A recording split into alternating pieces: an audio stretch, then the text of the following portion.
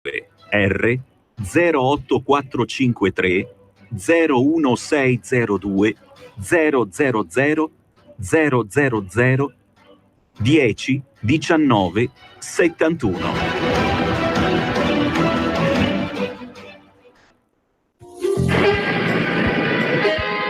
Edizione straordinaria! Edizione straordinaria! No, grazie. Io voglio solo notizie populiste. Non mi fido dei soliti quotidiani, dei telegiornali ben pensanti. Via, via! Allora, devi procurarti una Radio DAB o scaricare la nuova app di Radio Padania. Da oggi l'informazione de Il Populista scorre sul monitor delle Radio DAB e sullo schermo del tuo telefonino. Datti da fare, Rufapopolo! Resta sempre collegato alla nostra informazione alternativa, libera da ogni potentato economico. Ascolta Radio Padania con la Radio DAB o dal telefonino e vedrai scorrere sul monitor le ultime notizie del quotidiano online Il Populista. Facile, no?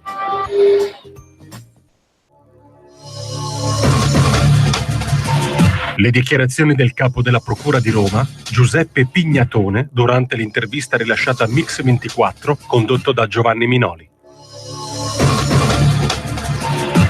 Se le prove non le troviamo, non sono sufficienti, dire sì, però facciamo spuntare tutto sui giornali.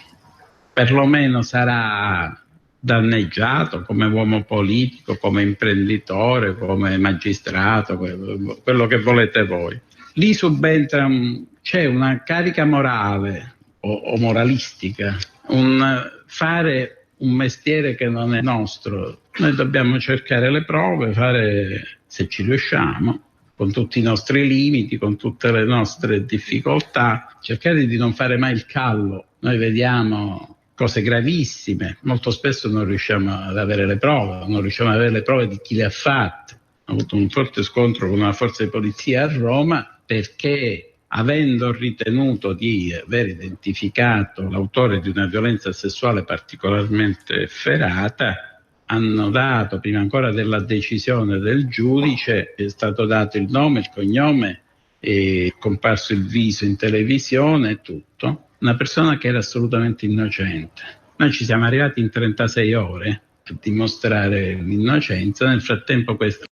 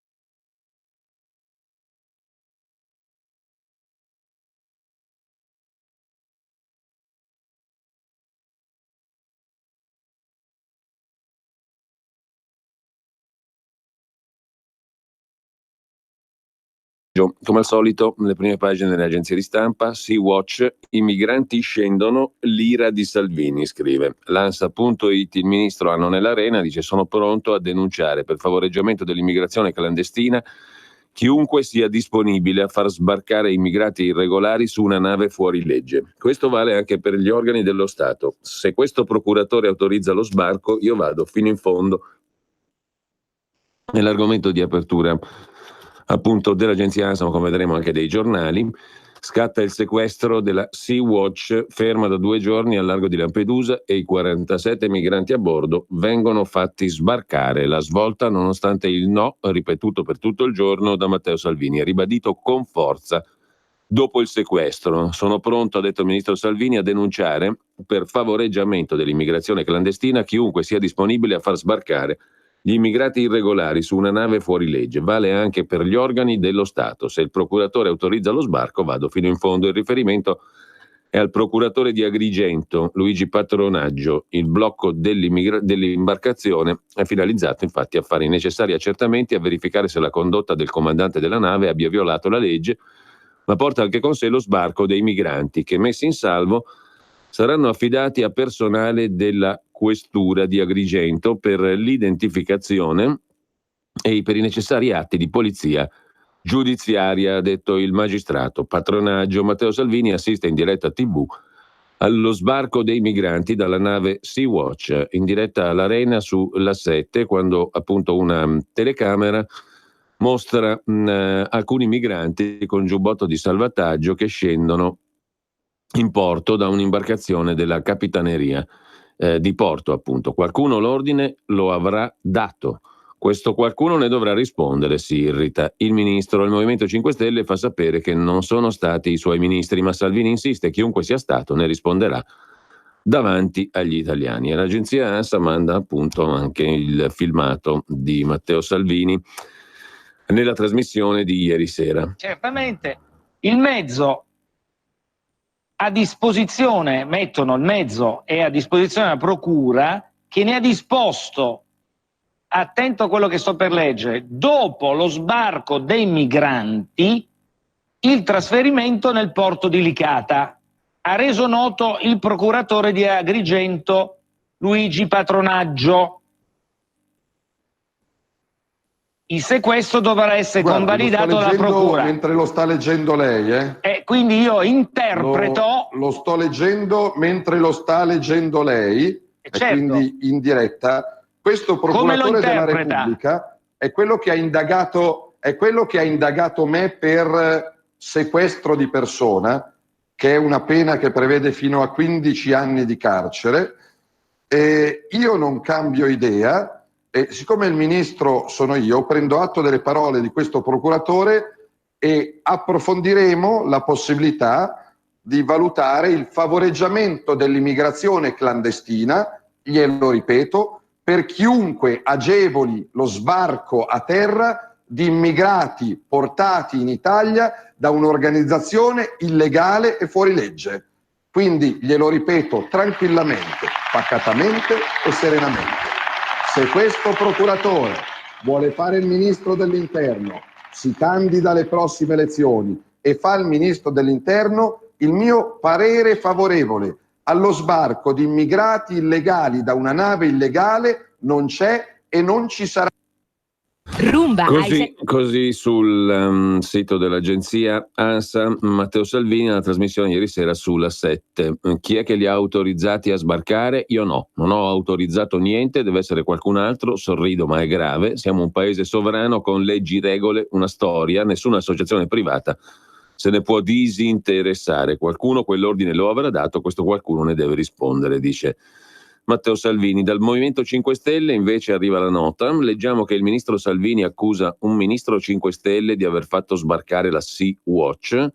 A parte aver già smentito, gli ricordiamo che è lui il ministro degli interni ed è lui che deve dare una spiegazione sul sequestro e sullo sbarco. Non deve chiederlo ad altri. Ancora fonti del Viminale, cita l'ANSA, secondo cui la Sea-Watch è nave fuori legge, la magistratura faccia come crede, ma il Viminale continuerà a negare lo sbarco, dicono le fonti appunto del Ministero dell'Interno, dopo il sequestro della nave da parte della Guardia di Finanza. Salvini si aspetta provvedimenti nei confronti del comandante della nave, dal quale è lecito attendersi indicazioni precise su presunti scaffisti presenti a bordo. Già in passato abbiamo assistito a sequestri di navi delle ONG finiti in nulla. Finché il ministro sono io, nego l'autorizzazione allo sbarco e sono pronto a denunciare per favoreggiamento dell'immigrazione clandestina chiunque faccia sbarcare immigrati irregolari su una nave fuori legge. I naufraghi verranno sbarcati a Lampedusa, dice la portavoce di Sea-Watch Giorgia Linardi. Ancora una volta si è dimostrato che i porti dell'Italia non sono chiusi. Così l'agenzia ANSA in apertura. Subito dopo c'è l'altra notizia: Google rompe con Huawei dopo il bando di Trump, stop ad aggiornamenti Android e al Play Store. Intel e altri fanno lo stesso. E poi c'è la manifestazione contro Salvini, tensione a Firenze, scrive ancora l'agenzia ANSA. Tensione alta a Firenze, oltre 2000 persone per protestare contro la presenza del vice premier e ministro dell'interno Salvini, che ha tenuto un comizio in piazza Strozzi. La manifestazione era stata organizzata da sigle dei collettivi di sinistra. Si sono viste alcune bandiere di potere al popolo e altre sigle della sinistra e tante bandiere della pace. Già molto prima che Salvini arrivasse sul palco, 300 giovani hanno cercato di sfondare il cordone di polizia sotto l'arco che da Piazza della Repubblica porta in via Strozzi, a un centinaio di metri dal palco della Lega, dove insieme a Salvini c'era il candidato sindaco di centrodestra Ubaldo Bocci. I primi 2 tentativi respinti con cariche di alleggerimento, poi quando i manifestanti si sono fatti minacciosi, gli agenti hanno iniziato a caricare con decisione. 6-7 le cariche, qualche poliziotto contuso, qualche contuso tra i manifestanti. Il sindaco Nardella sui social ha invitato i manifestanti a mantenere la calma, a un dissenso non violento. La stragrande maggioranza dei manifestanti portavano cartelli e striscioni ironici, in testa ai manifestanti uno striscione esplicativo: dopo il Matteo di Rignano cacciamo il Matteo Padano, Firenze non si lega. Qualche foto di Salvini a testa in giù.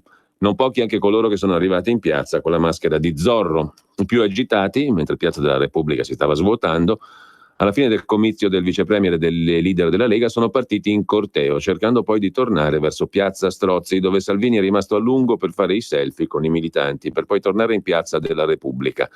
Non è normale, ha detto il vice premier, che ci siano contestatori di professione che fanno a botte con polizia e carabinieri. Sono figli di papà profumati col portafoglio pieno, non vivono la realtà, ha aggiunto Salvini, annunciando un inasprimento delle pene per chi aggredisce le forze dell'ordine. Rimaniamo in prima pagina per un attimo, sempre dall'agenzia ANSA. Il ministro degli esteri Moavero all'ONU sul decreto sicurezza chiarisca le sue fonti dopo la lettera all'Italia su asserite violazioni dei diritti umani. Il ministro degli esteri Enzo Moavero Milanesi ha incaricato il rappresentante italiano alle Nazioni Unite a Ginevra, l'ambasciatore Cornado, di contattare i firmatari della lettera inviata all'Italia per chiedere elementi sulle fonti utilizzate. Comunicazioni come quella ricevuta sono lettere in merito ad asserite violazioni dei diritti umani accadute o in procinto di verificarsi, il cui contenuto si basa su informazioni ricevute da fonti varie che talvolta sono risultate imprecise e inaffidabili. Le critiche ONU al decreto sicurezza bis. Civiltà Cattolica dice no ai rosari in politica, i cristiani si indignino. Naturalmente il riferimento è a Salvini, rosari e crocifissi usati come segni dal valore politico, ma in maniera inversa rispetto al passato. Se prima si dava a Dio quel che invece sarebbe stato bene restasse nelle mani di Cesare, adesso è Cesare a impugnare e brandire quel che è di Dio. Il vice premier replica: sono credente, mio dovere salvare vite. Poi c'è Alain Delon tra le lacrime, e alla fine di tutto l'attore Palma d'Oro, sopraffatto, penso a Mireille e a Romy. Lo vediamo dopo. E poi c'è un altro episodio di cronaca che è variamente riportato dai giornali, due pazzi e dire poco, siamo perfino eufemistici, 2 soggetti che sono morti tra i caselli nord e sud in direzione di Bologna dell'autostrada. Erano diretti a una festa techno a Rovigo, video prima dello schianto sulla A1, siamo a 200 all'ora, andiamo verso la droga. Per fortuna sono morti solo loro, non hanno causato danni ad altre persone. Mentre diamo uno sguardo anche all'ADN Kronos adesso, prima di andare ai quotidiani di oggi. L'ADN Kronos apre con Sea-Watch, indagato il comandante, l'imbarcazione lascia Lampedusa, sbarcano i migranti, i primi a discendere un disabile, una donna incinta. L'agenzia ha un lancio di stamani alle 7:30, lascerà oggi il porto di Lampedusa per spostarsi a Licata, la nave Sea-Watch 3, sequestrata ieri dopo lo sbarco dei 47 immigrati disposto dalla Procura di Agrigento. La Procura ha iscritto il comandante Arturo Centore nel registro degli indagati per favoreggiamento dell'immigrazione clandestina, provvedimento notificato dalla Guardia di Finanza insieme alla notifica del sequestro probatorio eseguito ieri dalla Guardia di Finanza di Palermo, la Guardia Costiera di Lampedusa. Sequestro probatorio per violazione articolo 12 testo unico dell'immigrazione, ha detto il procuratore capo di Agrigento, patronaggio. Il mezzo navale è stato posto a disposizione della procura, che ne ha disposto, previo sbarco dei migranti, il trasferimento sotto scorta nel porto di Licata. I migranti posti in salvo saranno poi affidati a personale della Questura di Agrigento per l'identificazione e gli atti di polizia giudiziaria. Le indagini proseguono per l'individuazione degli eventuali trafficanti di esseri, scrive l'agenzia ADN Kronos in apertura. E poi Siamo a 220 e poi lo schianto di questi due deficienti di cui abbiamo detto prima, e Google che rompe con Huawei, è l'altra delle notizie del giorno, sospendendo tutte le attività portate avanti col colosso cinese, ad eccezione di transazioni hardware e software coperte da licenze open source, un effetto dell'inserimento di Huawei nella lista nera dell'amministrazione Trump. A riferirlo, notizie di stampa. Google ha tagliato fuori Huawei anche da aggiornamenti del sistema operativo Android. I nuovi smartphone Huawei perderanno anche l'accesso ai servizi più diffusi, tra cui Google Play Store e le app Gmail e YouTube. Tuttavia, Huawei può ancora utilizzare la versione del sistema operativo Android disponibile attraverso una licenza open source. Così l'agenzia DN Kronos in prima pagina. In Egitto, bomba contro un autobus di turisti, a bordo 25 sudafricani, almeno 16 i feriti. E andiamo a vedere anche l'Agi.it. Google che rompe con Huawei, niente più aggiornamenti per Android, la casa cinese non sarà più in grado di accedere alle applicazioni e ai servizi proprietari di Google come Gmail. Mentre c'è una cosa su cui Di Maio e Salvini sono d'accordo, è una lettera. Per il resto i due vice premier continuano a battagliare a distanza su autonomia e migranti, ma c'è anche in primo piano sull'Agi il caso Catiuscia che avvelena il PD e fa infuriare Zingaretti. Il presidente dell'Umbria Marini, segretario del partito, si dice arrabbiato e deluso per quello che è successo in Umbria. E adesso diamo uno sguardo come al solito anche alle pagine Facebook di Matteo Salvini e di Luigi Di Maio.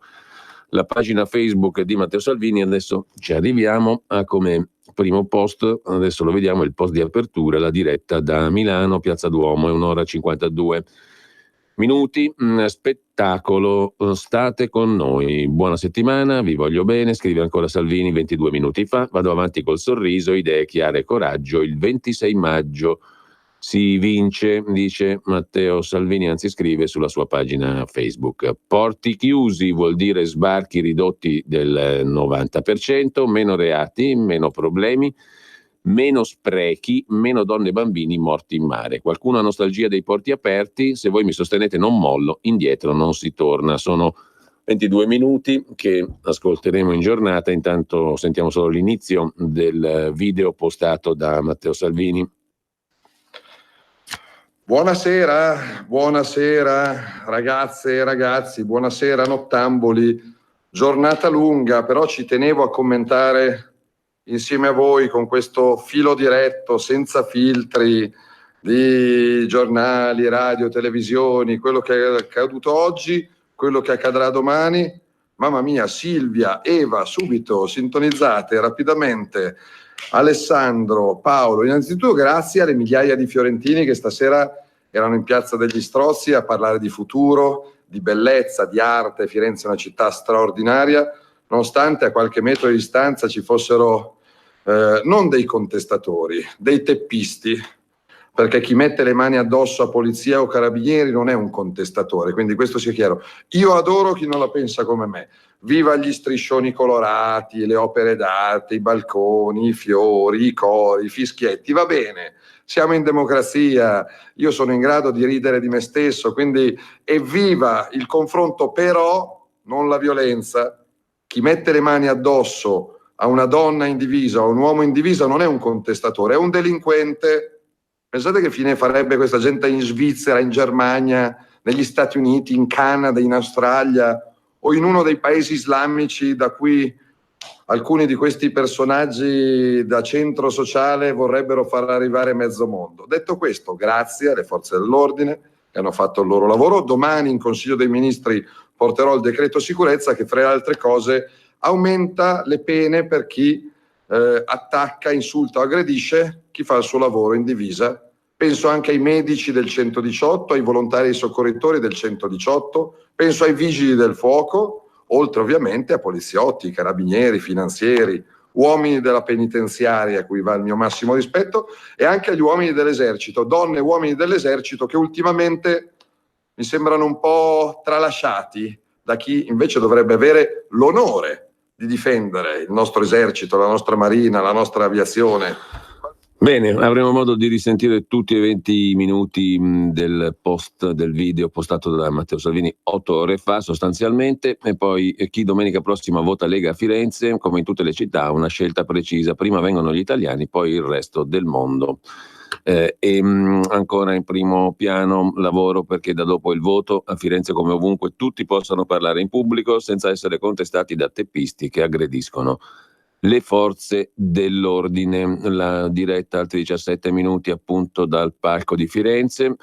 E poi dalla nave fuorilegge Sea-Watch, ONG tedesca bandiera olandese, non scende nessuno. Chi la pensa diversamente se ne assume la responsabilità. In Italia si entra se si ha diritto di clandestini, non ne devono più sbarcare. Così Matteo Salvini sulla sua pagina Facebook. Vediamo anche quella di Luigi Di Maio, come al solito, ospite di Che tempo che fa su Rai 1, l'intervista riproposta integralmente anche da Di Maio, e poi diretta da Milano, Lombardia, il suo intervento, sempre 10 ore fa, postato appunto da Luigi Di Maio.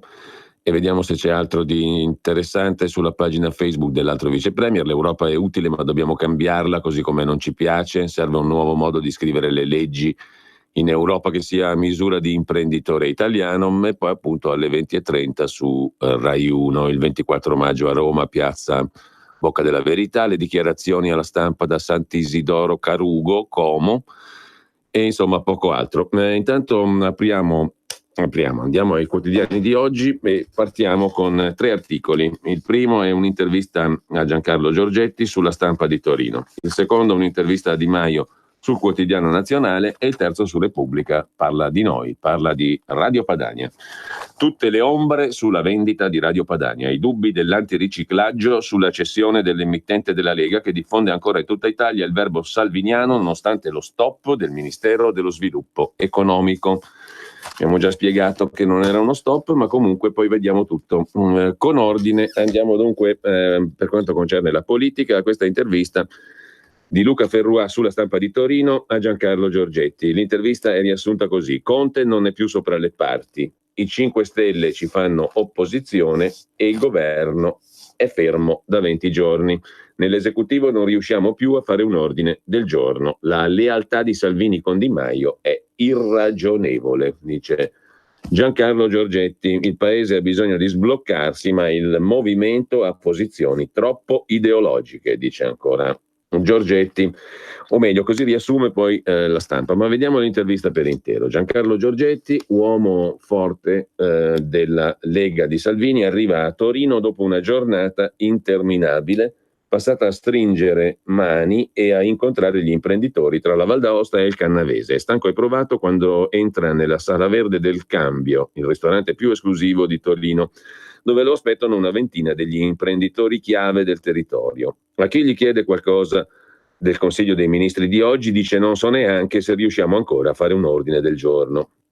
Non le sembra, chiede la Stampa, che la Lega sia sotto assedio anche dagli alleati? È tipico di quelli che emergono, di quelli che stanno per affermarsi. È capitato anche ad altri. Salvini è stato visto come un pericolo e le bombe arrivano da tutte le parti. Se sfidi il potere costituito in Italia e in Europa, diventi un pericolo che in qualche modo deve essere sterilizzato. Fa parte del mestiere di governare, dipende dal grado di sfida che lanci. Se sfidi l'Europa per cambiare le regole, è normale che ti si rivoltino contro. Pensi che a livello nazionale, in funzione anti-Salvini, hanno fatto diventare ragionevole e utile anche il 5 Stelle Di Maio. Vengono affrontati temi un po' retro, come l'antifascismo. Sui temi reali, invece, zero. Delle cose da fare non si parla. In queste ultime 3 settimane, governo in stallo per la campagna elettorale. Doveva essere una campagna sulle cose da fare, dice Giorgetti, in Italia e in Europa, e invece siamo rimasti alle varie ed eventuali, al caos. La campagna elettorale ha paralizzato il governo. Il Consiglio dei Ministri era fissato oggi per il decreto sicurezza. Siamo in surplus come nel ciclismo, perché è nato all'ultimo momento il decreto famiglia e lo hanno messo come contrappeso o ricatto contro Salvini. Questi sono bracci di ferro in chiave elettorale, però c'è bisogno di affrontare i temi che servono agli italiani. La campagna elettorale a tanti non interessa.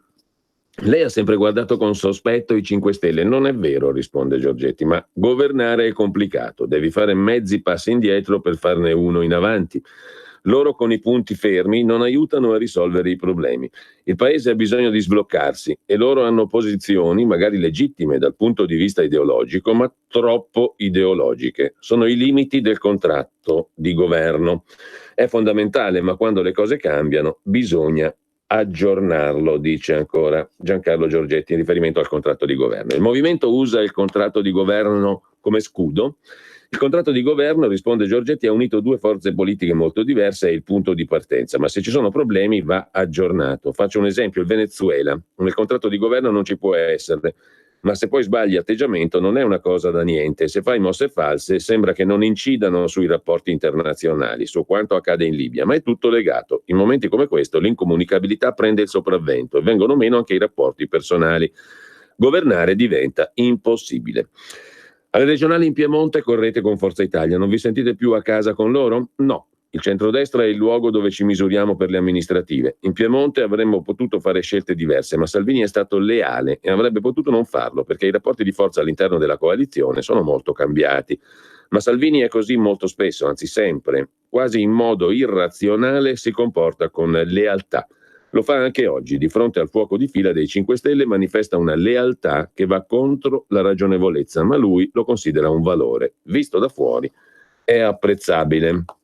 La situazione da dentro non può durare in eterno, si misura nel tempo, la lealtà viene messa a dura prova. Se l'atteggiamento, come quello dei 5 Stelle, continua, nuoce alla capacità di dare risposte.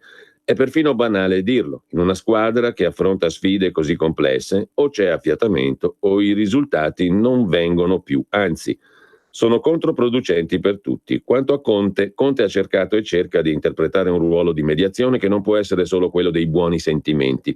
La sensibilità politica lui non ce l'ha. E quando lo scontro si fa duro, ed è chiamato a scendere in campo, fa riferimento alla posizione politica di chi lo ha espresso. Non ha i pregiudizi ideologici del mondo grillino, ma lui non è una persona di garanzia, è espressione dei 5 Stelle ed è chiamato alla coerenza di appartenenza.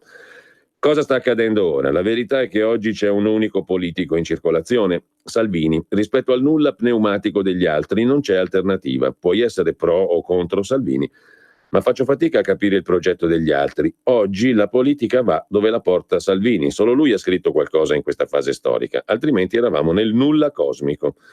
Tra quelli che si oppongono ci sono anche gli alleati di governo. Non è strano? Certo è singolare, conclude Giancarlo Giorgetti, ma il successo e le piazze piene creano gelosie, dice ancora Giorgetti in questa intervista alla Stampa. Mentre dall'altra parte c'è l'intervista di Michele Brambilla, il direttore del Quotidiano Nazionale, al vice premier Luigi Di Maio. Mai con il PD, sono ancora renziani, è il titolo con cui il Quotidiano Nazionale incornicia l'intervista. Il leader 5 Stelle chiude a nuove alleanze, avanti col governo ma abbassiamo i toni. Gli amici di Salvini, il ministro dica agli alleati di farsi carico dei migranti, fanno i sovranisti con le frontiere italiane.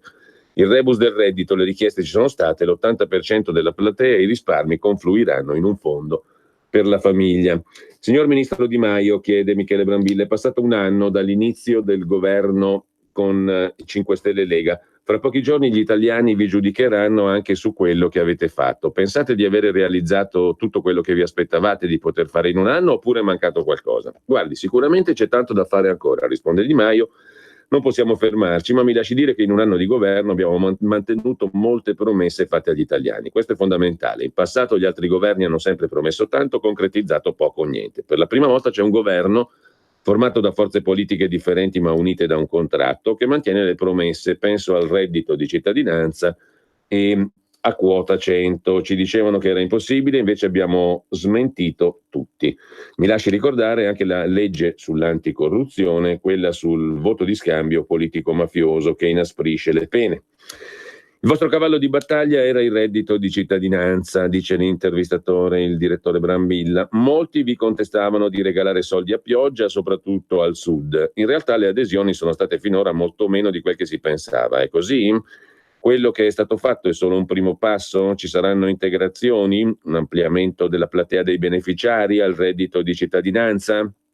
Sfattiamo il falso mito, risponde Di Maio, che le richieste siano state poche. A 2 mesi dall'avvio siamo all'80% della platea potenziale, con oltre 1.100.000 nuclei familiari che hanno presentato domanda.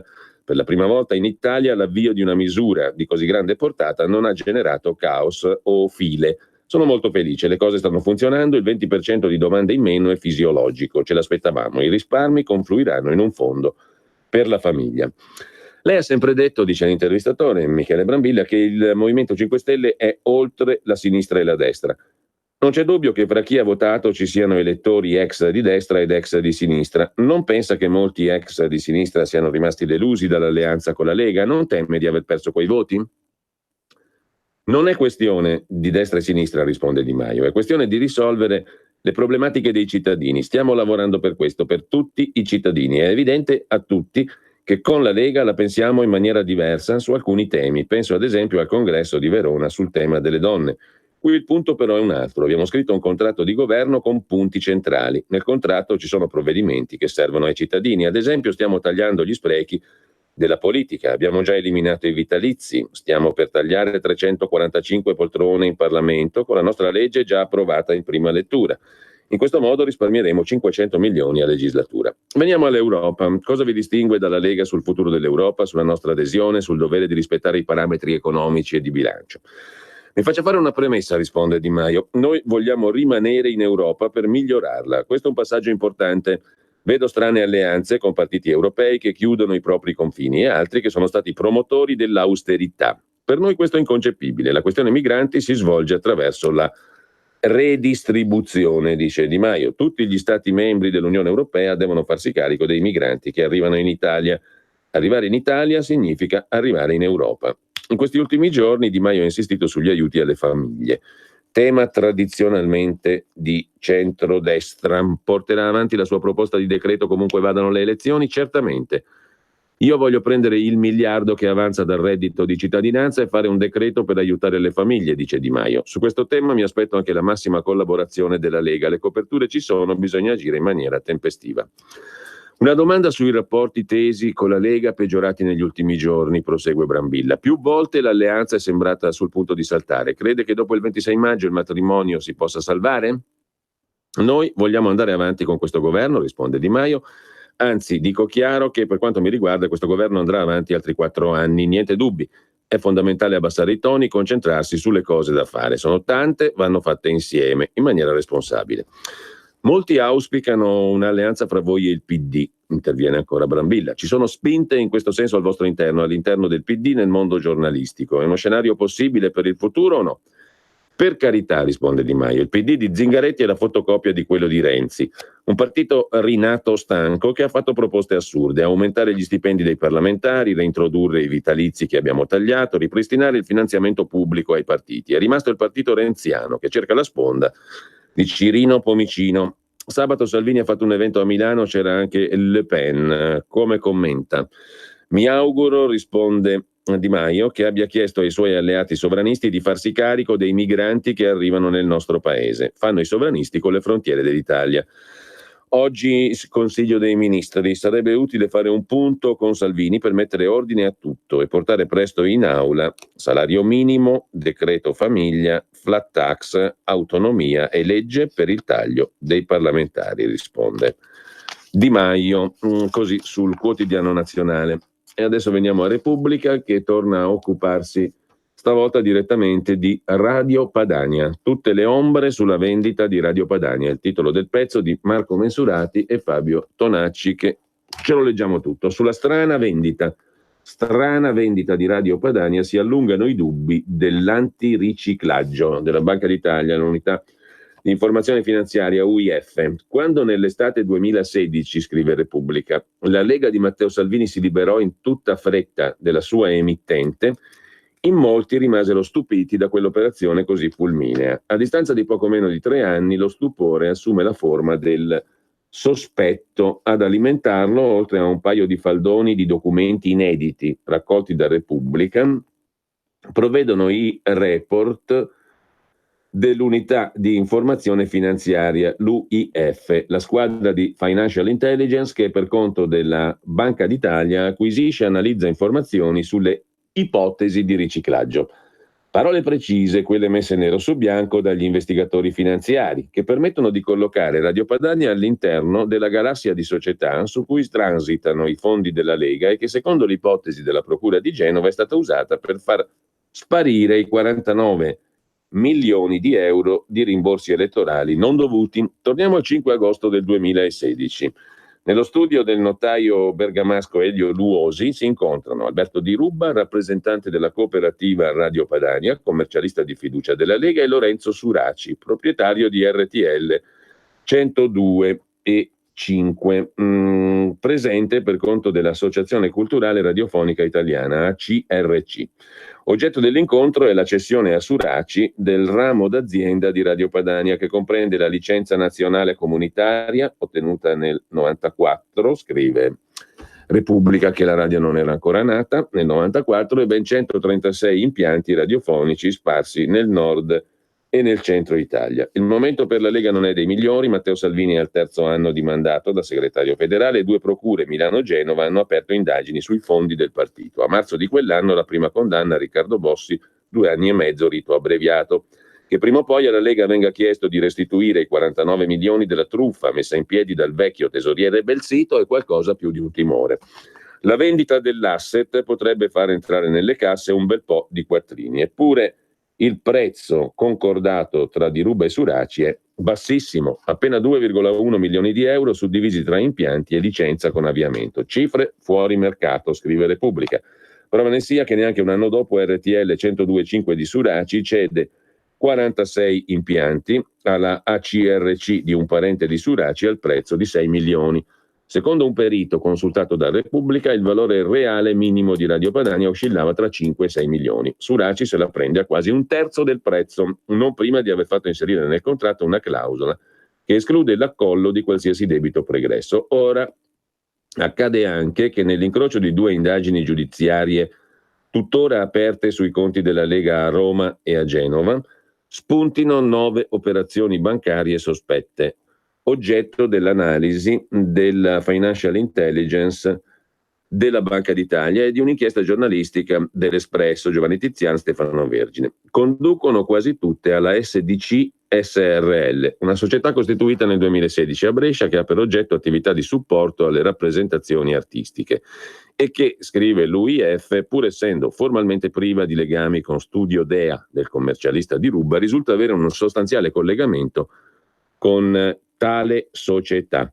Su 2 conti correnti della SDC sono finiti tra il marzo del 2016 e il febbraio 2018 368.000 euro, 18.300 dal presunto finanziamento illecito alla Lega erogato dal costruttore romano Parnasi attraverso l'associazione Più Voci, su questo indaga il PM romano, la vendita delle frequenze della radio. La SDC, come accade spesso quando si vogliono far perdere le tracce del denaro, dirotta parte di questi 350.000 euro presso un'altra società, sempre appartenente alla galassia leghista. L'analisi tecnica, scrive Banca Italia, ha evidenziato come l'operatività finanziaria di queste società appare finalizzata alla ricezione di consistenti fondi dalla Lega Nord e da soggetti collegati al partito, sotto forma di pagamento di servizi e prestazioni professionali, e alla successiva distribuzione di una parte rilevante dei medesimi fondi in favore di beneficiari diversi. Alcune delle suddette società si pongono come mero tramite, rendendo conseguentemente dubbia l'effettività oggettiva e soggettiva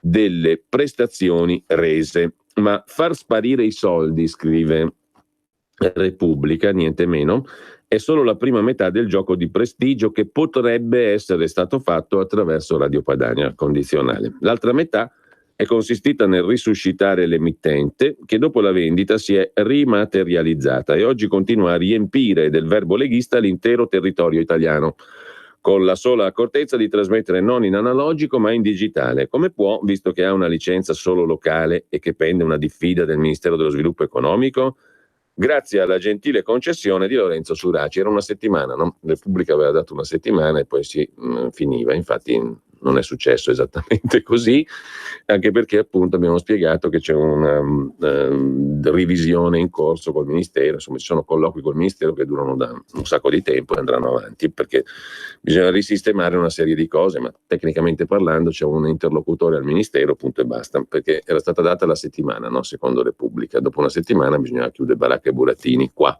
Non è successo, conosciamo le dita, per carità. In ogni caso, una licenza locale e una diffida dal Ministero dello Sviluppo. Come può Radio Padania ancora trasmettere in digitale?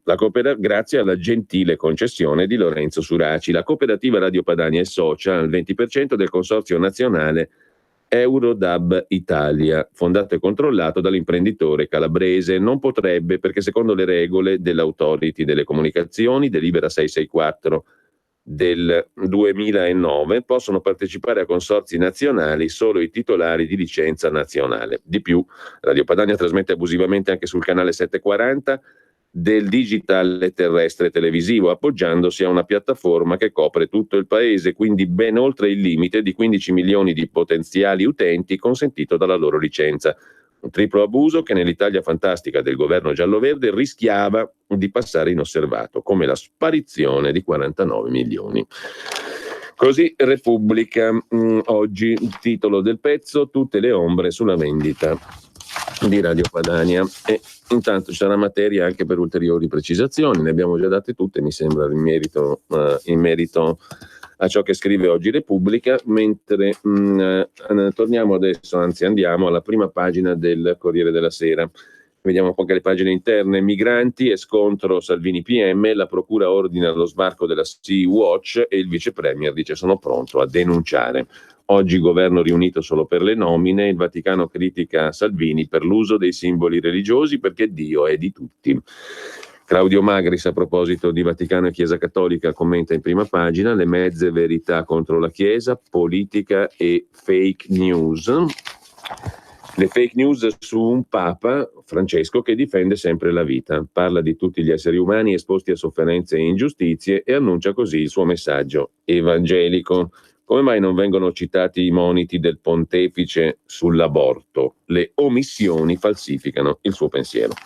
Mentre Paolo Valentino si occupa dell'Austria, misteri 007 e i russi, cade il modello Austria, si voleva patriota ma era pronto a vendere il proprio paese a un oligarca russo, denunciava l'endemico intreccio austriaco tra finanza e politica, rivendicando la purezza e l'incorruttibilità sua e del suo partito, scrive ancora il Corriere della Sera, ma anelava a farsi corrompere, si spacciava per difensore di una vera democrazia non manipolata dai partiti, ma sognava un paesaggio mediatico addomesticato sul modello di Orban in Ungheria. Si raccontava furbo e accorto, ma era un babbeo, facile preda di una giovane Mata Hari, anche prima di aver bevuto un paio di coppe di champagne e alcuni shot di vodka. È la tragedia di un uomo senza qualità che ha travolto il vice cancelliere leader dell'estrema destra austriaca Heinz Christian Strache, che si è dimesso dopo la diffusione del video nel quale prometteva contratti pubblici alla sedicente nipote di un miliardario vicino al Cremlino in cambio di finanziamenti illegali. Sempre poi dalla prima pagina del Corriere della Sera la foto di questi due personaggi. Tal Luigi Visconti, 39 anni, era al volante della BMW 320 GPL, di fianco a lui Fausto Del Moro, 36 anni. Video in auto a 220 all'ora, morendo a caccia di un like. Guardate, andiamo a 220 all'ora. Correvano sull'autostrada A1 i due amici di Modena, 39-36 anni. Una festa andavano al volante di una BMW. Il tempo di postare il video su Facebook per strappare un like e si sono schiantati. Le ultime parole: ci aspetta la droga. No comment. Mentre sempre dal Corriere della Sera vi segnalo la rubrica in prima pagina, come tutti i lunedì, letti da rifare, di Alessandro D'Avenia, l'effetto wow. È una riflessione, sono sempre abbastanza interessanti le riflessioni di D'Avenia sotto il profilo della cultura dei nostri tempi, un ragionamento intorno all'aria che tira, insomma, da un punto di vista in generale culturale. Oggi si parte da Jeff Koons, uno dei più noti artisti contemporanei, il quale Jeff Koons ha detto: spero che le persone che guarderanno la mia mostra sentano un senso di wow di stupore, insomma, e realizzino che questo wow riguarda loro stessi. Così Jeff Koons, appunto, si augura l'effetto wow di fronte alle sue opere, una delle quali è stata da poco battuta all'asta per 91 milioni e 100 mila dollari, nuovo record per l'opera di un artista vivente. Qualche settimana fa, scrive Davenia, che è anche insegnante, qualche settimana fa mi trovavo a Oxford per la presentazione di un libro, mi sono imbattuto nella sua mostra all'Ashmolean Museum. Tutte le opere hanno una caratteristica inconfondibile, non hanno spigoli. Palloncini d'acciaio di cui lo spettatore vorrebbe toccare le superfici, fatte di materiali che permettono di specchiarsi. La sua estetica della levigatezza elimina ogni negatività, ogni ferita, ogni dramma o incertezza. Una bellezza che vuole emanare pura positività, provocare un wow esistenziale e nessuno spiazzamento, semplice riflesso e nessuna riflessione. L'opera non è un ponte verso il mistero, a volte oscuro, delle cose, ma una anestesia, una esaltazione superficiale per dimenticare che là fuori il mondo e gli uomini, in quanto tali, sono pieni di spigoli e ferite, a partire da noi stessi. Ma l'espressione dello stupore, wow, è la stessa della paura. E io ho percepito più paura che gioia. Di cosa? L'estetica della levigatezza, uno dei tratti tipici della tecnologia contemporanea, smussa ogni negatività. È fatta per il consumo e non per la conversione, non richiede alcun cambiamento di sguardo o di vita, nasconde ogni male, ma il male resta il problema più ingombrante della vita. Quello che subiamo senza averlo scelto e quello che compiamo consapevolmente. La rimozione della coscienza del male è una delle cause di maggior sofferenza della psiche contemporanea. I guai iniziano quando pretendiamo di sentirci innocenti. Non posso liberarmi del male fino a che mi identifico con esso o lo proietto sugli altri. Soltanto il perdono permette di prenderne le distanze. Lo scrittore e insegnante Alessandro Davenia tiene ogni lunedì sulla prima pagina del Corriere questa rubrica Letti da rifare, riflessioni e provocazioni sugli argomenti che riguardano il mondo dei giovani, della cultura, dell'educazione, della scuola, dell'insegnamento. Si parla di formazione in senso ampio, appunto. È una rubrica tra le più interessanti, a dire il vero, del Corriere della Sera. Ma lasciamo con questo la prima pagina e andiamo al primo piano del Corriere sulla procura che fa sbarcare i migranti, e Salvini lo scopre in diretta TV, attaccando il procuratore che ha sequestrato la Sea-Watch. Denuncio tutti. Di Maio replica: si studi le leggi. Ora sarà scontro con l'ONU, ma anche col procuratore di Agrigento Patronaggio, che ha disposto di far sbarcare i 47 migranti a bordo della nave della ONG Sea-Watch 3 alla fonda a Lampedusa. Finché il ministro sono io, nego l'autorizzazione, sono pronto a denunciare per favoreggiamento dell'immigrazione clandestina gli organi dello Stato che dovessero agevolare lo sbarco. Se questo procuratore, che è lo stesso che mi indagò per sequestro di persona per il caso di Ciotti, intende fare il ministro, si candidi alle elezioni. Da una nave fuori legge non può scendere nessun migrante. Dopodiché però si vedono in diretta le immagini dei migranti già saliti sulla motovedetta della Guardia Costiera diretti al porto, e allora Giletti incalza ricordandogli che la Guardia Costiera dipende dal ministro Toninelli. Se qualche ministro ha dato l'ok allo sbarco, ne risponderà davanti agli italiani. Replica di Toninelli: porti chiusi a Sea-Watch come a tutte le navi che non rispettano le convenzioni. Salvini si informi prima di parlare, l'epilogo della vicenda è legato alla decisione della magistratura. E Di Maio: non accetto che Salvini accusi il Movimento 5 Stelle, si legga le leggi dello Stato. Il procuratore Patronaggio ha dunque disposto il sequestro probatorio della Sea-Watch 3 per violazione della legge sull'immigrazione contro gli ingressi illegali, articolo 12, e il conseguente sbarco dei migranti è stato disposto appunto dal procuratore. Sarà la questura di Agrigento a indagare sull'eventuale presenza di scafisti e sulla condotta della ONG tedesca. La nave con l'equipaggio andrà a Licata. Luigi Di Maio, ospite di Fabio Fazio, cerca di smorzare i toni. La Chiesa Valdese, ha detto Di Maio, ha lanciato la disponibilità ad accogliere, lavoriamo nel senso della redistribuzione, non scontriamoci con la magistratura. Queste tensioni non fanno bene al paese, ma Salvini ormai ha deciso di aprire anche l'altro fronte, quello con l'ONU. 2 giorni fa l'Alto Commissariato per i diritti umani ha chiesto al governo italiano di ritirare il decreto sicurezza perché viola i diritti umani. Il ministro non ci sta. Un organismo che costa miliardi di euro ai contribuenti, ha come membri la Corea del Nord e la Turchia, viene a fare la morale sui diritti umani all'Italia. È da scherzi a parte.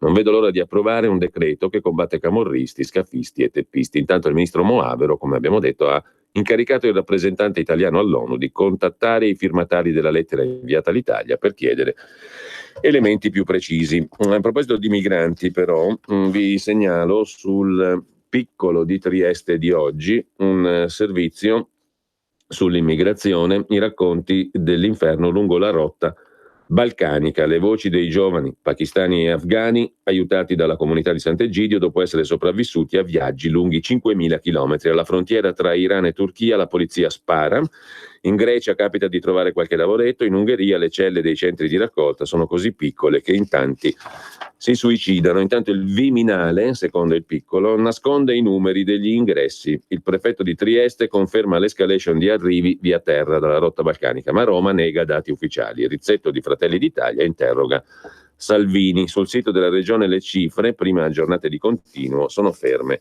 a febbraio. Poi c'è Firenze. Anche Repubblica in cronaca cittadina si occupa degli scontri, delle cariche, 2000 protestano contro Salvini, in 200-300 cercano di raggiungere il comizio del ministro ma vengono respinti dalla polizia, alcuni feriti in modo lieve, in piazza anche tante famiglie con bambini e striscioni ironici.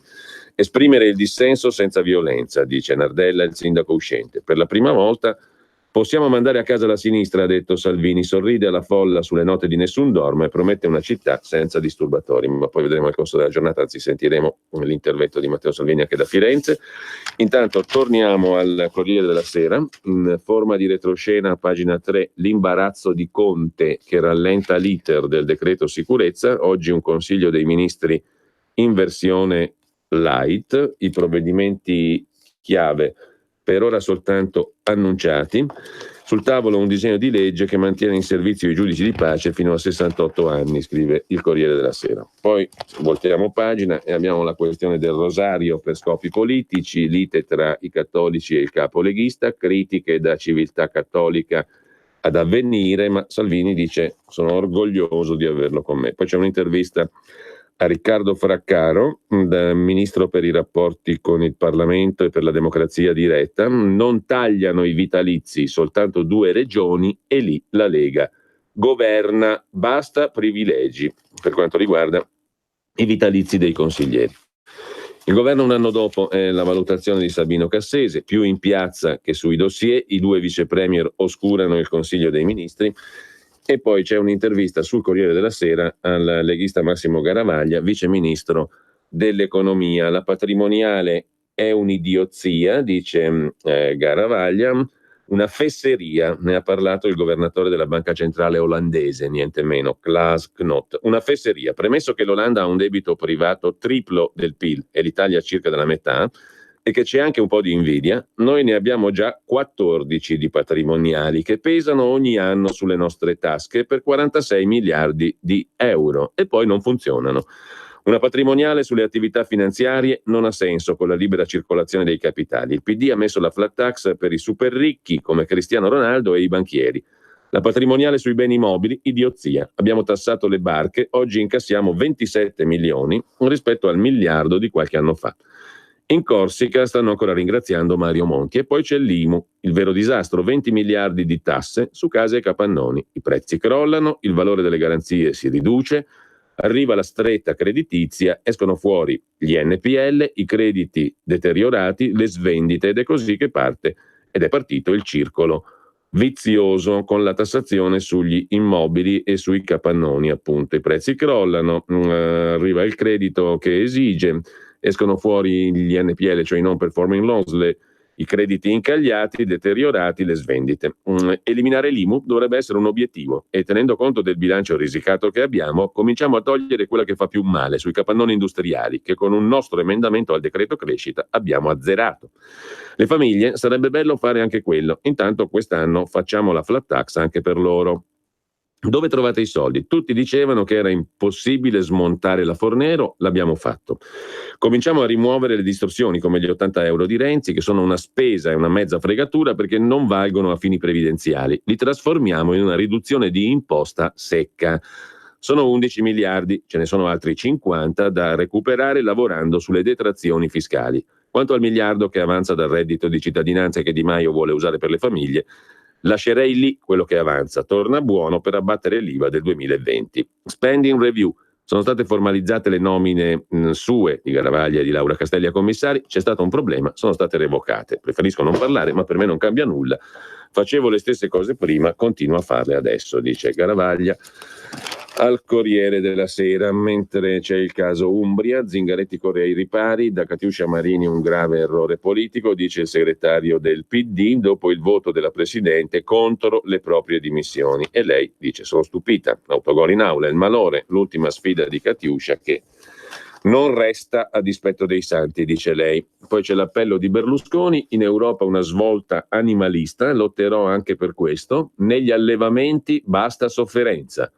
Forza Italia con la Brambilla ha presentato più di 50 proposte di legge in favore degli animali, mentre Giorgia Meloni fa arrivare un messaggio: un'altra strada è possibile, noi e Matteo Salvini abbiamo i numeri, Forza Italia non gradisce, è nel PPE.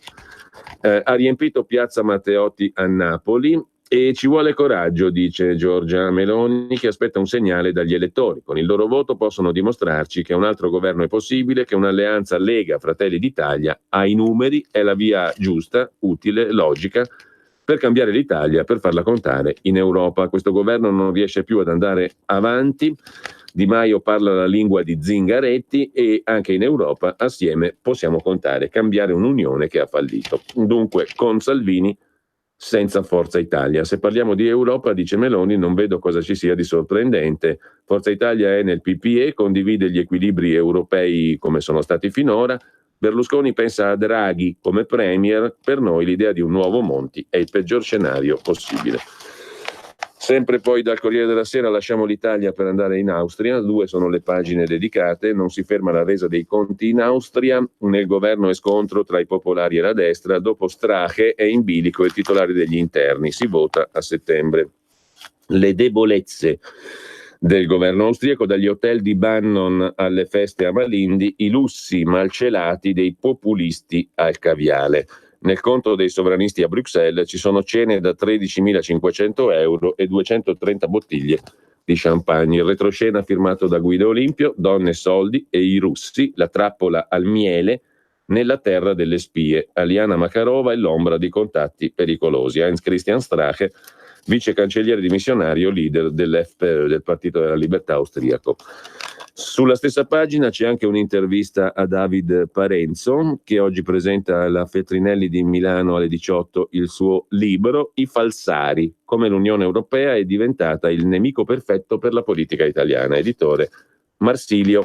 Voltiamo pagina e andiamo in Sicilia, l'inviato è Aldo Cazzullo, si va al voto del 26 maggio e oggi tocca all'Italia, segnatamente a Palermo, alla Sicilia, mosaico Sicilia, dove finisce e inizia l'Europa. La regione è la porta attraverso cui passa il fenomeno epocale che ha messo in crisi l'Unione Europea, l'immigrazione dall'Africa. È siciliana la parola più diffusa, mafia. C'è ancora ma non governa più, secondo il sindaco Orlando, e i giovani dicono di non temerla. Palermo non è Francoforte, non è una città europea, è una città medio orientale. Palermo è Beirut, Istanbul, Tel Aviv, Gerusalemme, ma ci serve l'Europa, compresa la vituperata Europa delle banche, per tenere a bada i populisti. Così il Corriere riassume il viaggio di Aldo Cazzullo a Palermo.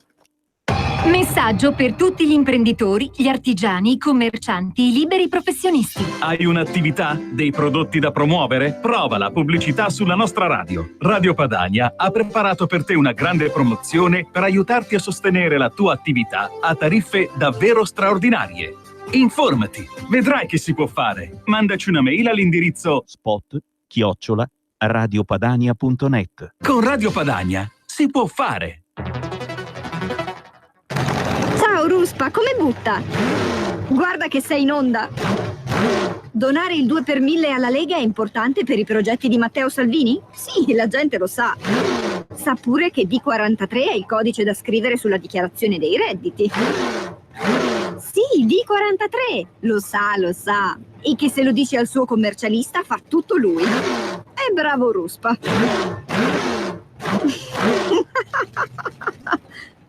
D43 è una sigla importante. Serve a dare più forza ai progetti che Matteo Salvini vuole realizzare. Quest'anno il 2 per 1000 donalo alla Lega di Matteo Salvini. Dillo al tuo commercialista. Donare il 2 per 1000 alla Lega è un'ottima azione. www.2per1000lega.it.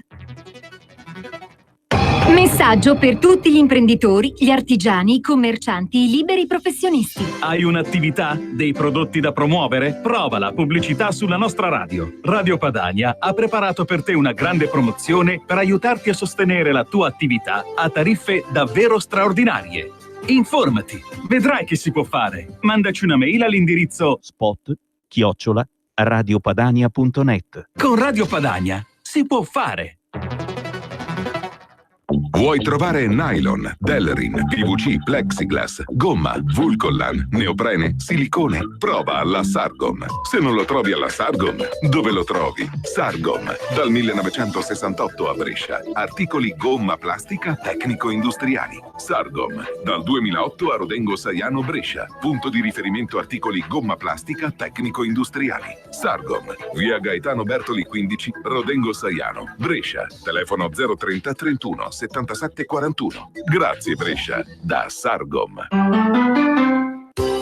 Sono Giovanna, Mondoflex. Voglio presentarvi una nuova promozione Mondoflex. Un materasso in memory, ergonomico, a 2 strati, completamente sfoderabile, a soli 199 euro. Con Mondoflex dormite sonni tranquilli. Vi aspetto!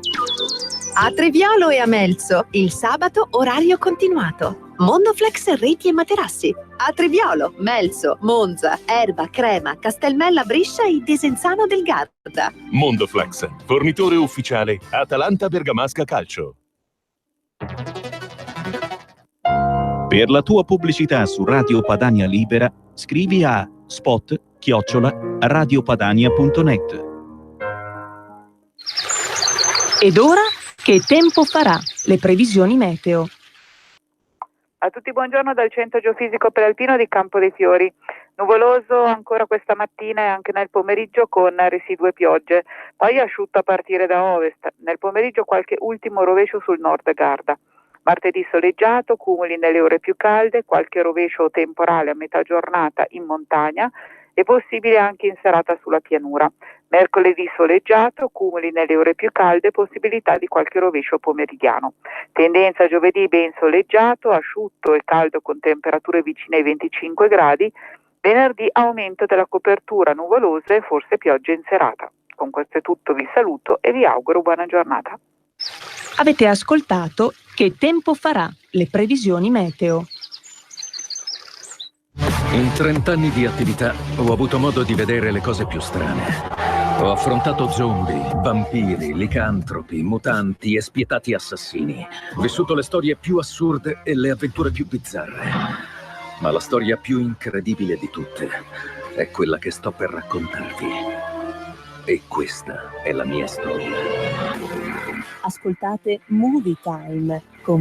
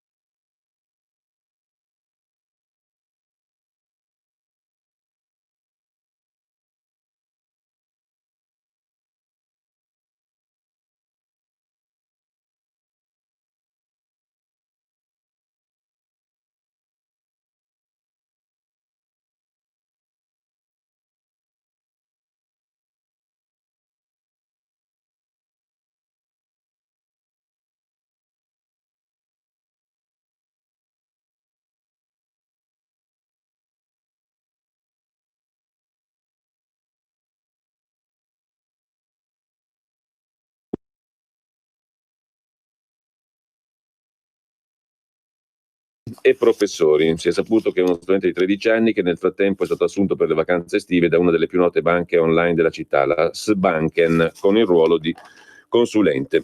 Per la cronaca italiana invece, ieri mattina a Monterotondo, vicino a Roma, lite con il padre violento e poi lo uccide. Una ragazza di 19 anni lo ha colpito con una coltellata. È ai domiciliari, i pubblici ministeri valutano la legittima difesa, scrive la Corriere della Sera. Mentre c'è un altro fatto di cronaca di cui parla la Stampa di Torino, scappa prima della sentenza, dopo 12 anni la pena è estinta. Dumitru Marin Magdishi, oggi maggiorenne, faceva parte della banda del ferro da stiro. Nell'agosto 2005 rapinò e torturò una donna per farsi aprire una cassaforte inesistente. La legge prevede l'estinzione della pena trascorsi il doppio degli anni della condanna. Il gruppo, dopo l'assalto alla cascina, si era rifugiato in Lombardia. 3 uomini romeni arrestati nell'ottobre 2015. Nelle loro case è stato ritrovata parte del bottino, un piccolo tesoro di gioielli e bigiotteria, frutto di numerosi colpi. Era la notte del 13 agosto 2005, al confine tra Moncalieri e Nichelino, in un cascinale abitato dai coniugi Tuninetti, l'Italia conobbe la violenza disumana della banda del ferro da stiro. 3 giovani, uno minorenne, entrano in azione a luna di notte, legano il marito a una sedia, lo lasciano immobile, imbavagliato ad assistere alla violenza. Lui inerme, con le braccia e le gambe immobilizzate da corda e scotch, loro che torturano la moglie. Vogliono il codice di una cassaforte che non c'è mai stata in quella casa. Per convincerla a parlare le ustionano le gambe con un ferro da stiro rovente. Lei spergiura che non hanno né oro né gioielli. Dietro ogni muro di quel cascinale non c'è alcun tesoro, invano. I ladri scappano con 2 telefonini, 1.000 euro, una fede nuziale e quella violenza che portò nelle campagne a ridosso di Nichelino giornali e TV di tutta Italia. Uno di loro condannato a 4 anni e 6 mesi dal Tribunale dei Minori. In esecuzione di quella pena non ha scontato un giorno di galera. Scarcerato nel 2007, scappato chissà dove, può tornare in Italia da uomo libero per applicazione di una legge che prevede l'estinzione della pena trascorsi il doppio degli anni della condanna. Ex articolo 172 del Codice Penale, di rarissimo utilizzo in termini di casistica, ma ancora vigente. Dal 13 maggio il soggetto non è più ricercato, il suo nome è scomparso dai terminali che elencano i catturandi, non ha scontato nulla per quella rapina così crudele, non dovrà scontare alcunché in futuro, lo ha deciso il giudice dell'esecuzione del Tribunale dei Minori, accogliendo l'istanza del legale del giovane. Così la Stampa di Torino. Mentre torniamo brevemente al Corriere della Sera, insulti razzisti a un figlio 13enne da un papà sugli spalti. Un 13enne italiano di colore insultato durante una partita di basket giocata a Milano per un triangolare under 13. La madre adottiva del ragazzino, originario dell'Etiopia, ha denunciato il fatto su Facebook. Mio figlio ci è rimasto male. L'insulto è arrivato dagli spalti dove erano presenti una quarantina di genitori dei ragazzini. Mentre sono passati 6 mesi dal rapimento di Silvia Romano, 20 novembre del 2018, la giovane cooperante è stata portata via nel villaggio di Chakama, a 80 km da Malindi, in Kenya. Milano, la sua città, continua a chiedere con forza al governo di riportarla a casa, scrive il Corriere della Sera. C'è un altro caso di cronaca, torna a parlare Gigliola Bono, 66 anni, mamma di Monia Del Pero, uccisa 30 anni fa dal suo ex. Mia figlia uccisa dall'ex fidanzato, lo Stato per 30 anni mi ha lasciata sola, una vittima di serie B. Aveva 19 anni Monia quando venne uccisa dal suo ex nella Bassa Bresciana, 13 dicembre del 1989. Il ragazzo la attirò con un tranello, le aveva chiesto di restituirgli delle foto. Fu strangolata, il corpo infilato in un sacco. Dopodiché nei giorni successivi l'assassino partecipò anche alle sue ricerche. Oggi a Roma per l'udienza per il risarcimento. Siamo pronti a ricorrere alla Corte di Strasburgo. Gigliola Bono si presenterà oggi alla Corte a Roma, anzi l'udienza per il risarcimento. Lotta perché sua figlia non sia più considerata una vittima di serie B, venga riconosciuta alla stregua delle vittime di terrorismo o di mafia. Il dolore non va via più, puoi cercare di nasconderlo, dice la donna, ma ti resta sempre dentro, insieme al rammarico di non aver capito che lui era un pericolo per mia figlia. Se vinco questa causa, vincono tutte le donne morte dopo Monia. A Roma chiederà giustizia e un sostegno per chi resta. Così il Corriere della Sera. E sempre dal Corriere vi segnalo brevemente un'intervista a Marco Balic, che è diventato famoso a tutti per aver curato l'Expo 2015 a Milano. designer di emozioni viene definito, è considerata una delle figure più rilevanti nella produzione di cerimonie olimpiche e grandi eventi dal vivo. I Pink Floyd a Venezia un errore da non ripetere, la lezione di Pavarotti, da Freccero 7 ore di anticamera, le Olimpiadi, siamo a un passo dall'ottenere l'incarico per la cerimonia di apertura di Tokyo 2020, che aiuterebbe anche la candidatura di Milano e Cortina.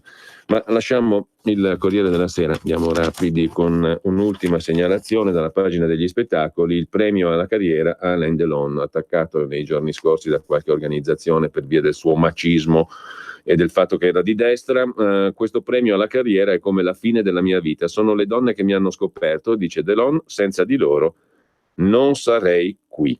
Il riconoscimento non è per me, ma per i grandi registi con cui ho avuto la fortuna di lavorare. Ovazioni al suo ingresso e durante la cerimonia di consegna della Palma d'Oro alla carriera, e alla fine il divo crolla tra le lacrime. Penso a questo come alla fine della mia carriera, alla fine della mia vita. Al braccio della figlia, Anushka, che gli ha consegnato il premio d'oro d'onore, l'83enne attore ha sussurrato, quasi invocandole: penso a Mireille e a Romy, riferendosi ai due più grandi amori, Romy Schneider e Mireille Darc, tra i tanti della sua esistenza. Così il Corriere della Sera. Andiamo brevemente alle cronache milanesi e lombarde del Corriere della Sera. Anche qui sicurezza in primo piano, anzi insicurezza. 5 ragazzi feriti, uno in modo più grave, in una rissa scoppiata in via Valtellina alle 4 di notte tra sabato e domenica. È il terzo caso di accoltellati dopo serate in discoteca negli ultimi 3 mesi. È accaduto in pieno centro e nella zona di Corso Como. Negli ultimi mesi aumentati gli interventi di polizia e carabinieri nella zona di via Valtellina per risse del sabato notte. E sempre dalla cronaca milanese, l'ultima settimana di campagna elettorale, voto europeo del 26 maggio, manifestazione sovranista di sabato, ieri a Milano Di Maio, venerdì Zingaretti chiuderà per il PD. Intanto l'inchiesta Mensa dei Poveri, corruzione, abuso d'ufficio, finanziamento illecito, sta per affrontare il nodo delle competenze territoriali. I fatti sono avvenuti in luoghi diversi, la Procura di Milano si prepara a chiedere il giudizio immediato per alcuni filoni dell'indagine. E sempre dalla cronaca milanese, Piano City, che si è conclusa ieri, pensavano che non si presentasse nessuno, invece per ascoltare le note di Beethoven e Chopin suonate da Emanuele Misuraca nel cuore del bosco della droga di Rogoredo c'erano oltre 200 persone sotto il diluvio. L'evento più coraggioso del programma di Piano City è stato un successo, scrive il Corriere della Sera. Sulle elezioni, le parole del nostro Alessandro Morelli: l'aria sta cambiando, saremo il primo partito nelle periferie. PD, la città è un laboratorio politico che riscontra consenso. 5 Stelle, vogliamo vincere in qualcuno dei 51 comuni lombardi, si vota anche alle amministrative. Mentre lasciamo la cronaca lombarda del Corriere della Sera con il bunker tecnologico della Bovisa. Siamo in via La Masa al 34, dove c'è un laboratorio dove nascono i carburanti antismog. Nell'edificio B18 gli scienziati del Politecnico stanno studiando soluzioni per l'energia pulita. Sono i luoghi della ricerca a Milano, molto interessante. Mentre lasciamo, dicevamo, il Corriere, andiamo brevemente al Giorno, sempre in cronaca milanese lombarda. La maturità in primo piano, il rebus del colloquio, studenti e professori preoccupati dalle buste, l'incoraggiamento del ministro Bussetti. Concentratevi per lo sprint finale, raccogliete le idee, fate il punto sulla preparazione, manca poco. Manca un mese alla maturità, 74.400 gli studenti lombardi in volata finale, 65.000 stanno studiando nelle scuole statali, 6.500 nelle private, saranno 2.500 i privatisti. Primo scoglio l'ammissione, il 19 giugno la prima prova, al momento quella che preoccupa di meno gli studenti, in ansia più per l'orale, col rebus delle buste introdotto quest'anno, e per la seconda prova doppia, matematica insieme a fisica, latino insieme a greco, informatica insieme a economia e via dicendo. Ma come funzionano le buste? Ogni commissione preparerà un numero di buste pari al numero dei candidati più 2. Ad esempio, per una classe di 20 le buste saranno 22. Ciascuno studente potrà scegliere tra una terna di buste. Saranno garantite trasparenza e pari opportunità a tutti. Ci saranno dentro materiali che forniranno uno spunto per l'avvio del colloquio. Un testo poetico in prosa, un quadro, una fotografia, un'immagine da libri, un articolo di giornale, una tabella con dati da commentare per dare il via a un percorso integrato che affronti lo specifico contenuto delle discipline. Lasciamo Il Giorno. Dalla cronaca di Cremona una curiosità: verso il voto anche a Cremona in campagna elettorale per le comunali, bufera sul video del candidato vice sindaco della Lega Alessandro Zagni, che firma gli immigrati nella sala delle slot machine, e scoppia la polemica. Ecco come spendono i nostri soldi scommettendo, dice il candidato leghista. Dai 5 Stelle propaganda razzista è la loro tecnica, e la sinistra commenta becero. Intanto dalle cronache locali lasciamo la Lombardia, andiamo in Liguria. Genova ferma la nave delle armi. Lo sciopero dei portuali Filt CGL Calp, presidio a partire dalle 6 a Ponte Etiopia. Siamo alle 6 a Ponte Etiopia, ci hanno preso in giro, quella nave non si lavora, dicono i portuali genovesi, che hanno comunicato l'astensione dal lavoro per tutti i servizi e le operazioni portuali di mare e di terra, garantendo comunque i servizi di sicurezza che vedono coinvolta la motonave Barni Yambu nel porto di Genova. L'arrivo del cargo saudita è previsto per stamani. Da giorni in furia la polemica per il carico della nave, che avrebbe dovuto imbarcare a Le Havre 8 cannoni César destinati allo Yemen, dove cannoni di questo tipo hanno già causato morti anche tra la popolazione civile. La protesta in Francia ha fatto saltare l'attracco di Le Havre e da qui la nave si è diretta a Genova, ma in città ha iniziato a infuriare la polemica. Portuali, associazioni pacifiste, CGL, forze politiche di sinistra, associazioni cattoliche hanno firmato un comunicato che chiedeva alle istituzioni di impedire l'attracco della nave a Genova. Sempre in Liguria vi segnalo l'articolo sul secolo XIX, l'articolo sulla nave lo porta Repubblica in cronaca cittadina, mentre il secolo XIX ci riporta l'articolo di Marco Menduni sulla Liguria, i sindaci senza tempo, tanto stress ma non molliamo. Chi sono i primi cittadini con una lunghissima esperienza? C'è anche chi punta a 40 anni di sindaco.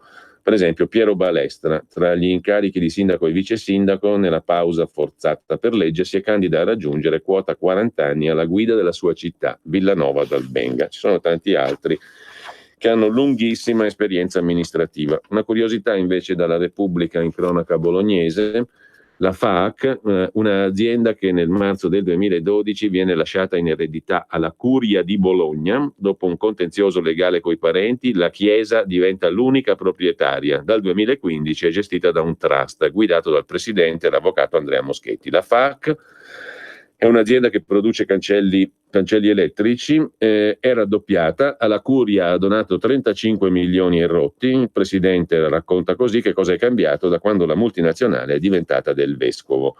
È un'azienda appunto che non è come le altre, è controllata dalla Curia di Bologna, alla quale ha versato 35,7 milioni di euro di dividendi in 5 anni. Cresceremo ancora facendo shopping.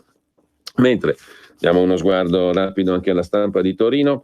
In primo piano il decreto sicurezza, la Lega in pressing sul decreto, ma per i grillini è incostituzionale. Conte convoca il Consiglio dei Ministri per oggi, ma è a rischio il provvedimento del Carroccio. Leghisti furiosi sul decreto famiglia, targato Di Maio, che non ha consultato il ministro Fontana per il famoso decreto famiglia. L'intervista a Giancarlo Giorgetti l'abbiamo già citata. Dalla Stampa vi segnalo una pagina dedicata al Vaticano che richiama Salvini per il Rosario, e l'intervista al presidente dei vescovi europei Angelo Bagnasco, ex presidente della CEI italiana. Nessuno si appropri dei valori cristiani, ma adesso serve un'Europa meno invasiva. Accoglienza e integrazione sono valori irrinunciabili del Vangelo e non hanno colore. Necessario maturare una visione geopolitica condivisa alla luce di solidarietà e di sussidiarietà.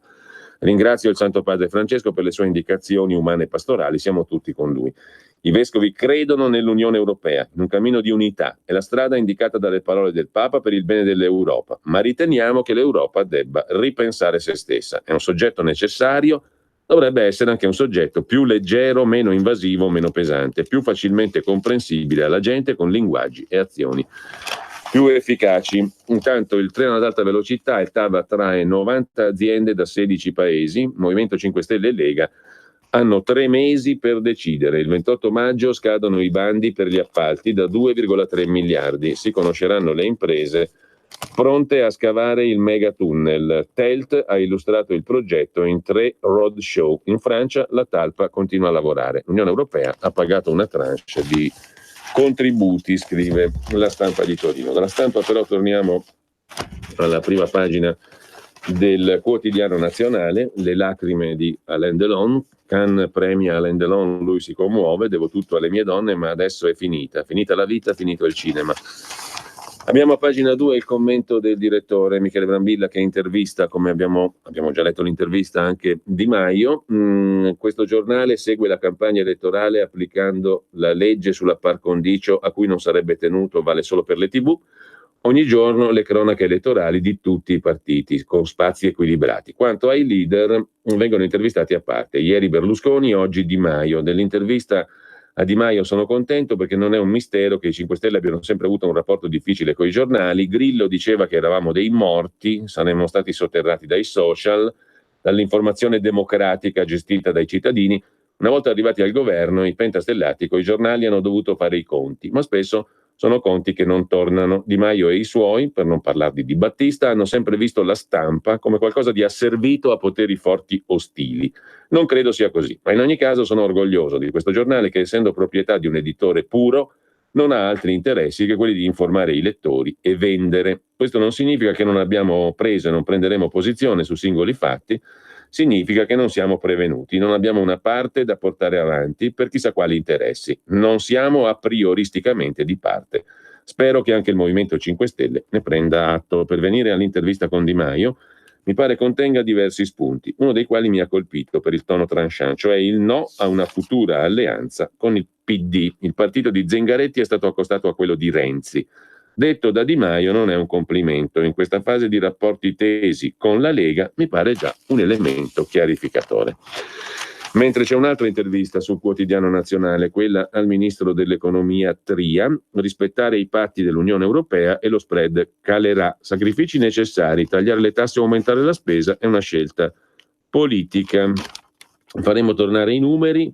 I toni accesi di questi giorni sono dovuti a tensioni elettorali. Mentre vi segnalo ancora dal Quotidiano Nazionale un servizio, anzi un'intervista a Maurizio Castrati, amministratore di un'azienda pratese di 5 dipendenti che da 8 anni lavora col Ministero della Difesa per costruire il soldato Robocop, l'esoscheletro light per i super armamenti.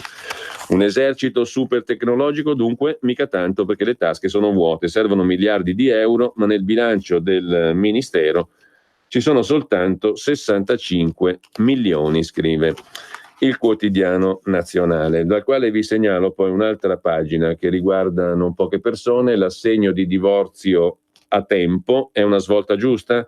Il mantenimento non più dovuto se l'ex coniuge convive. Primo ok alle nuove regole, con tutti i pro e contro. La riforma dell'assegno divorzile concede ai giudici troppa discrezionalità? La questione delle convivenze può essere difficile da gestire? Con il nuovo divorzio l'Italia rischia un arretramento sul piano dei diritti? C'è il rischio che le donne economicamente e socialmente disagiate siano discriminate? Sono questi i punti su cui il Quotidiano Nazionale si sofferma. E intanto andiamo anche a Repubblica, oltre a Radio Padania in prima pagina, milioni e misteri. Sulla strana vendita di Radio Padania si allungano i dubbi dell'antiriciclaggio. Quando nel 2016 la Lega di Salvini si liberò in tutta fretta della sua emittente, in molti rimasero stupiti dall'operazione fulminea. Oggi lo stupore diventa sospetto. Ma c'è anche aiuto, governo amare, il titolo d'apertura. Vade retro, dopo l'attacco a Francesco il cardinale Parolin contesta Salvini: Dio è di tutti, pericoloso invocarlo per se stessi. Venite avanti, i migranti della Sea-Watch sbarcati a Lampedusa, nonostante il divieto del ministro che attacca 5 Stelle e magistrati. A rischio il vertice di oggi, con Di Maio lite in diretta TV. Il popolo dei condoni, domenica si recheranno alle urne per votare, 5 giorni dopo all'Agenzia delle Entrate per chiudere i conti col fisco. Milioni di evasori diranno grazie al governo per aver varato un colpo di spugna colossale, articolato su ben 10 condoni, scrive Repubblica in prima pagina. Mentre sempre da Repubblica, in Emilia tante divisioni nel PD, Ferrara a rischio dopo 74 anni. La Lega incalza i comuni rossi.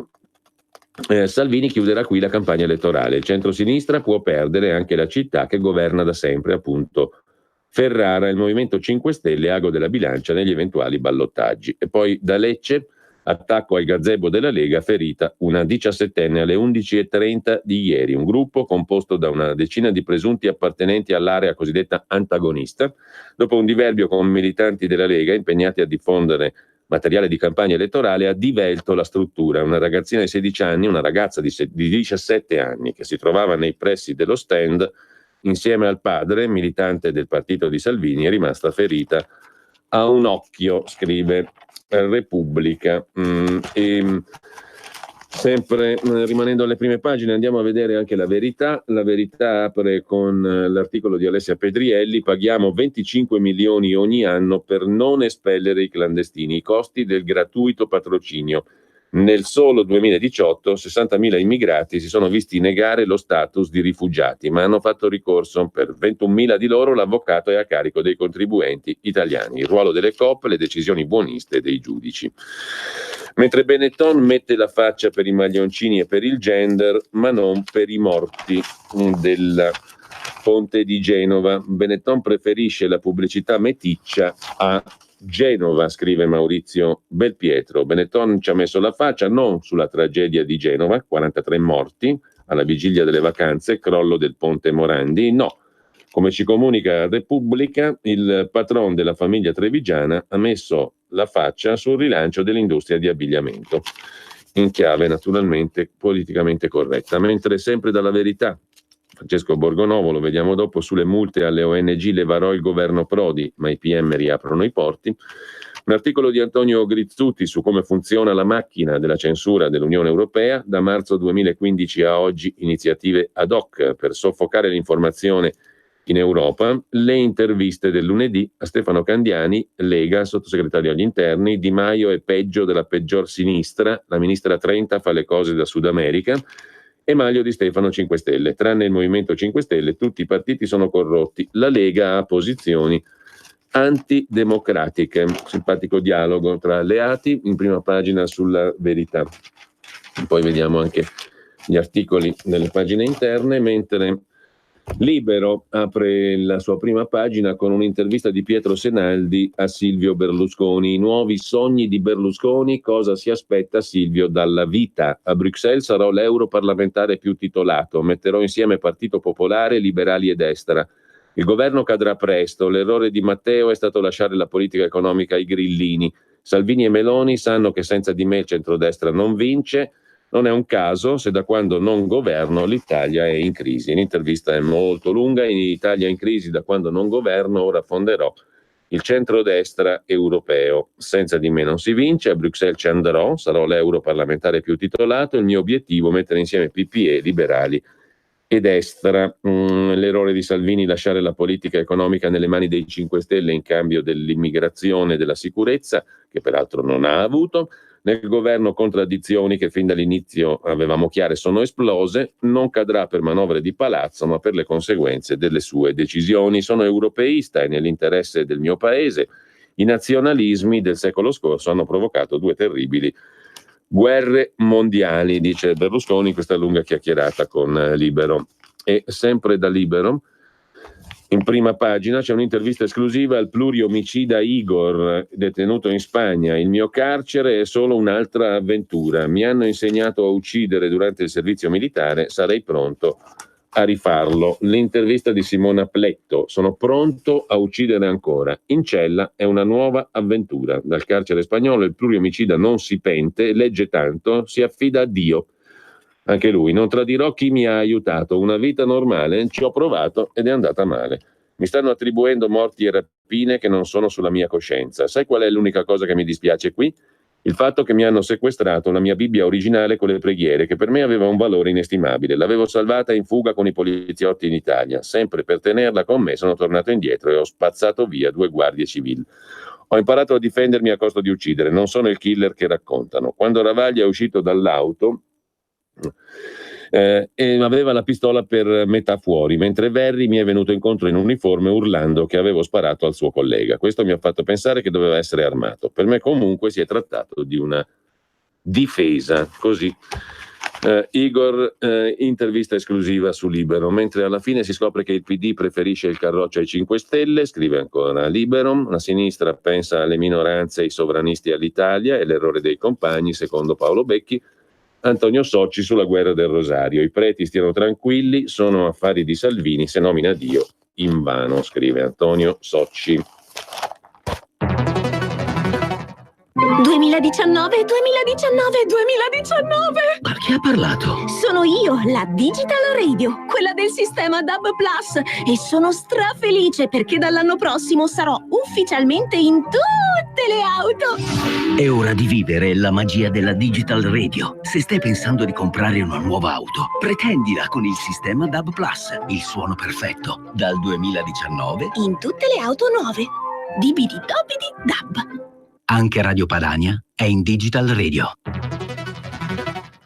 Messaggio per tutti gli imprenditori, gli artigiani, i commercianti, i liberi professionisti. Hai un'attività? Dei prodotti da promuovere? Prova la pubblicità sulla nostra radio. Radio Padania ha preparato per te una grande promozione per aiutarti a sostenere la tua attività a tariffe davvero straordinarie.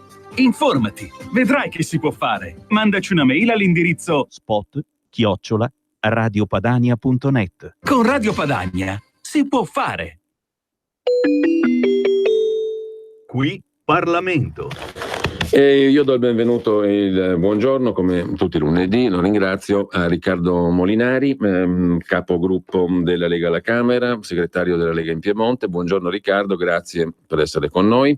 Buongiorno a tutti. Allora, ci sono tante cose di cui parlare, a partire dalla manifestazione di sabato, che abbiamo seguito anche come radio, che è stata una manifestazione, nonostante il tempo, molto partecipata, no? Molto partecipata anche a livello di ospiti politici e di movimenti politici alleati in Europa. Insomma, una tua valutazione generale e poi però abbiamo anche altre cose di giornata.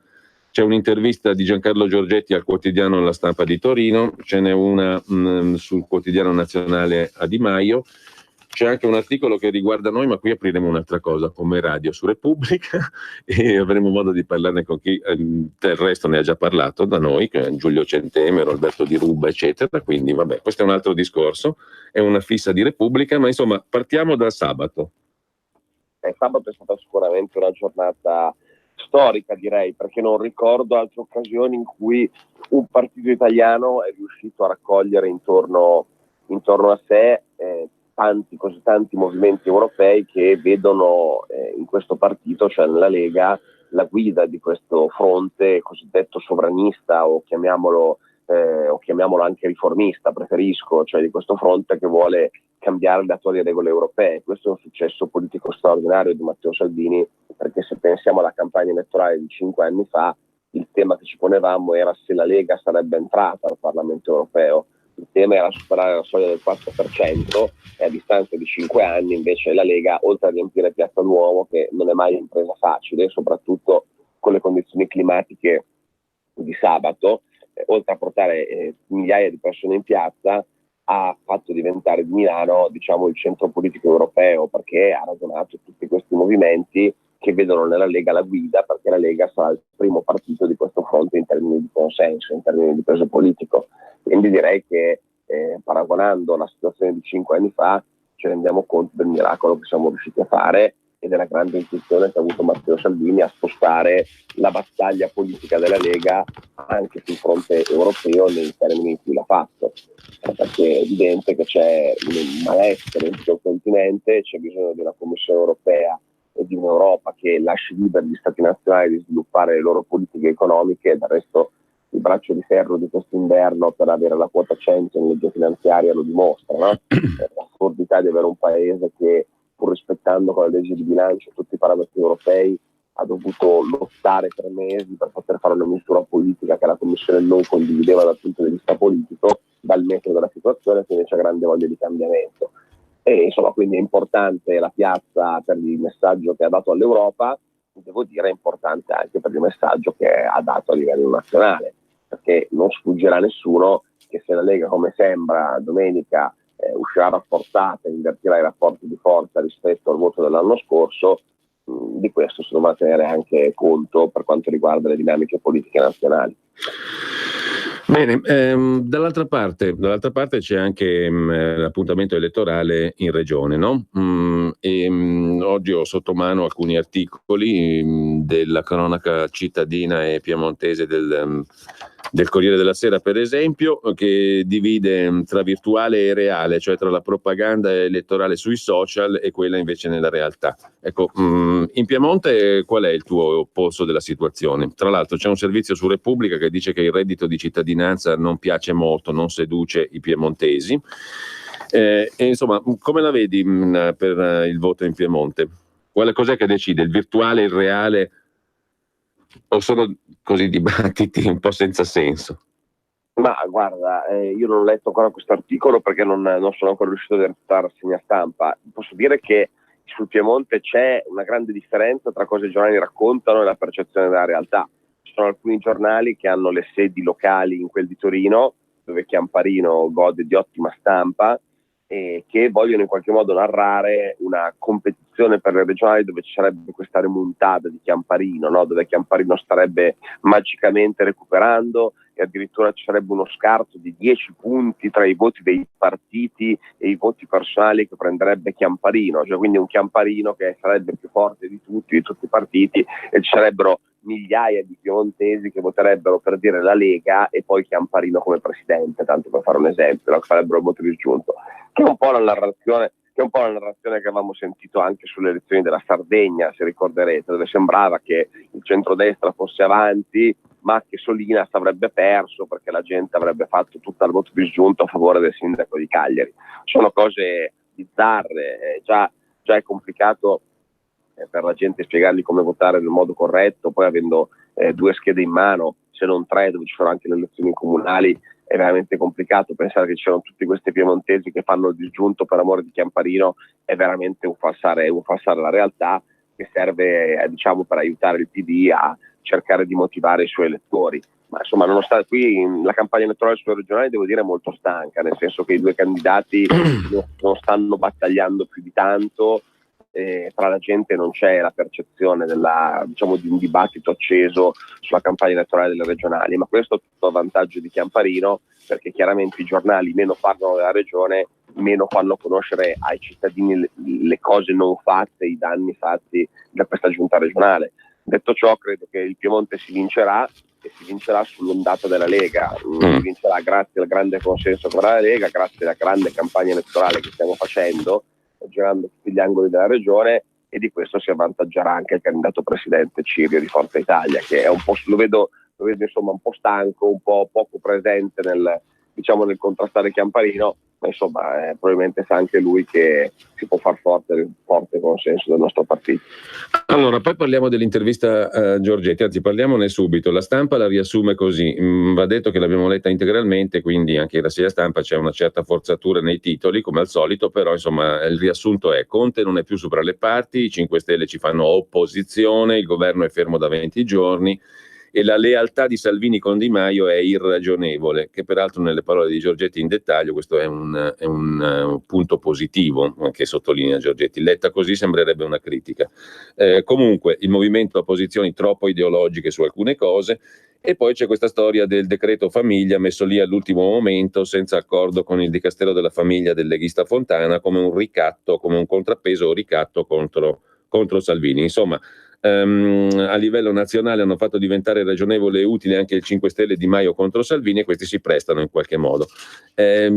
Breve sintesi tua, queste notazioni di Giancarlo Giorgetti secondo te dove vogliono arrivare? Ma ho letto l'intervista anch'io e Giancarlo Giorgetti dice cose assolutamente giuste. Credo che tutti si siano resi conto che negli ultimi mesi, nelle ultime settimane, il Movimento 5 Stelle ha pensato di fare campagna elettorale attaccando la Lega. Però se si guardano poi invece i dati elettorali, i dati dei sondaggi, non si capisce quale sia il senso di questa strategia, perché questo atteggiamento non ha fatto prendere un solo voto in più al Movimento 5 Stelle, anche perché qualsiasi persona normodotata si interroga come è possibile che al governo ci sia un partito che si comporta come se fosse opposizione nei confronti del partito con cui sta governando, quindi è un atteggiamento assolutamente schizofrenico. Un conto è in qualche modo accentuare le differenze, spiegare le posizioni diverse anche in vista del voto. Quello fa parte della campagna elettorale e fa parte anche di una dialettica politica sana tra due partiti comunque diversi, costretti a governare insieme. Un conto è il bombardamento, l'attacco, l'insulto, il dileggio, la provocazione costante, che è quanto stanno facendo i 5 Stelle. E quindi quando Giorgetti dice i ottica anti-Lega hanno fatto diventare utili anche questi qua, secondo me butta un sasso nello stagno che fa fare una riflessione molto saggia. Cioè, la domanda è: ma perché 5 Stelle si stanno prestando a questo attacco continuo alla Lega, visto e considerato che non gli porta niente di buono a loro, ma danneggia soltanto il governo tutto questo? È sicuramente un tema da porsi, perché condivido con Giorgetti che la figura che oggi fa più paura a livello nazionale è sicuramente quella di Salvini. 5 Stelle non fanno paura a nessuno. 5 Stelle pongono dei temi che non sono temi di vero cambiamento, tagliare il numero dei parlamentari o togliere le pensioni o dare ancora più poteri alle procure della Repubblica sono cose assolutamente filosistema, non antisistema. E quindi è chiaro che il sistema non si accanisce con i 5 Stelle, anzi magari si possa servire dei 5 Stelle, come dice Giancarlo. La Lega invece pone delle questioni veramente dirompenti dal punto di vista del cambiamento. La Lega dice vogliamo cambiare l'Europa, mentre il 5 Stelle dice va bene tutto così. La Lega sta contrastando e sta riuscendo a contrastare l'immigrazione clandestina e il business miliardario che c'è dietro, mentre invece sembra che qualcuno del 5 Stelle vorrebbe riaprire i porti. La Lega pone questioni sociali, la battaglia sulle pensioni, la battaglia per il lavoro, insomma pone questioni sociali che sembravano assolutamente superate, mentre insomma i 5 Stelle invece con reddito di cittadinanza fanno una cosa che per carità è giusta dal punto di vista sociale, nel senso che comunque fare una finanziaria come abbiamo fatto, in cui si spendono tanti soldi per le fasce più deboli, è sicuramente un messaggio politicamente giusto, ma il reddito di cittadinanza come messaggio è assolutamente un messaggio allineato a quello che è il pensiero dominante che vuole sostituire il lavoro col sussidio. Ecco, e quindi non ci sono proposte del 5 Stelle rivoluzionarie, quelle della Lega sono proposte rivoluzionarie, quindi è la Lega il soggetto da abbattere politicamente. Se chi sta al governo con noi si allinea al pensiero dominante, si fa strumento di chi ci vuole abbattere, c'è sicuramente un problema che bisognerà affrontare, non dico prima del voto, ma dal giorno dopo bisogna affrontare. Riccardo, dall'altra parte, nell'altra intervista che citavo al Quotidiano Nazionale, Di Maio dice una cosa: mai con il PD non se ne parla nemmeno, per quanto mi riguarda andiamo avanti 4 anni a governare, su questo non ci sono dubbi, bisogna abbassare i toni, concentrarsi sulle cose da fare che sono tante: salario minimo, decreto famiglia, flat tax, autonomia delle regioni, legge per il taglio dei parlamentari.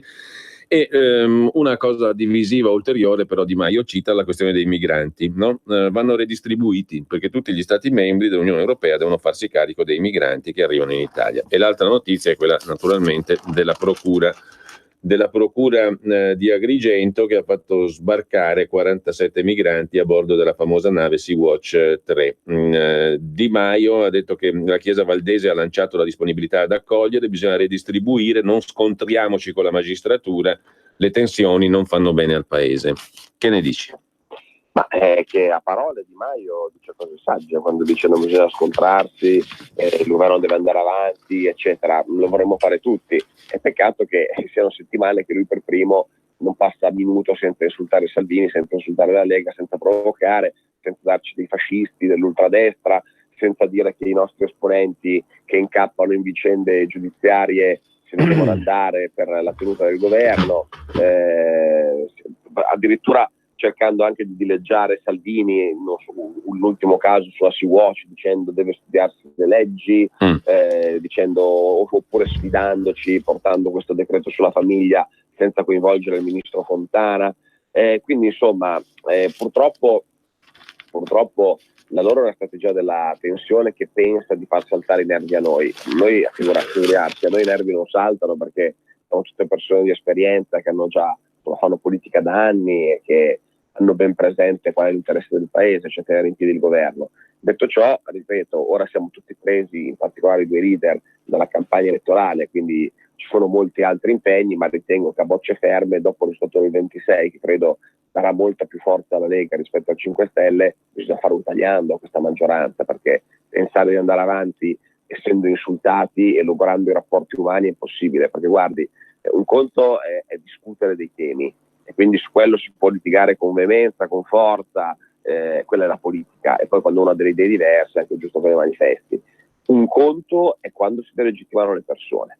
Allora, quando Di Maio dice ci sono gli onesti, ci sono i disonesti, e mette noi nel mondo dei disonesti, e fa un appello al voto dicendo per non votare quelli che prendono le tangenti, per andare contro quelli che prendono le tangenti bisogna votare 5 Stelle, fa una cosa in più, fa qualcosa che non è accettabile dal nostro punto di vista, essendo noi un partito di persone per bene, corrette, e che ovviamente detestano la corruzione e il malaffare.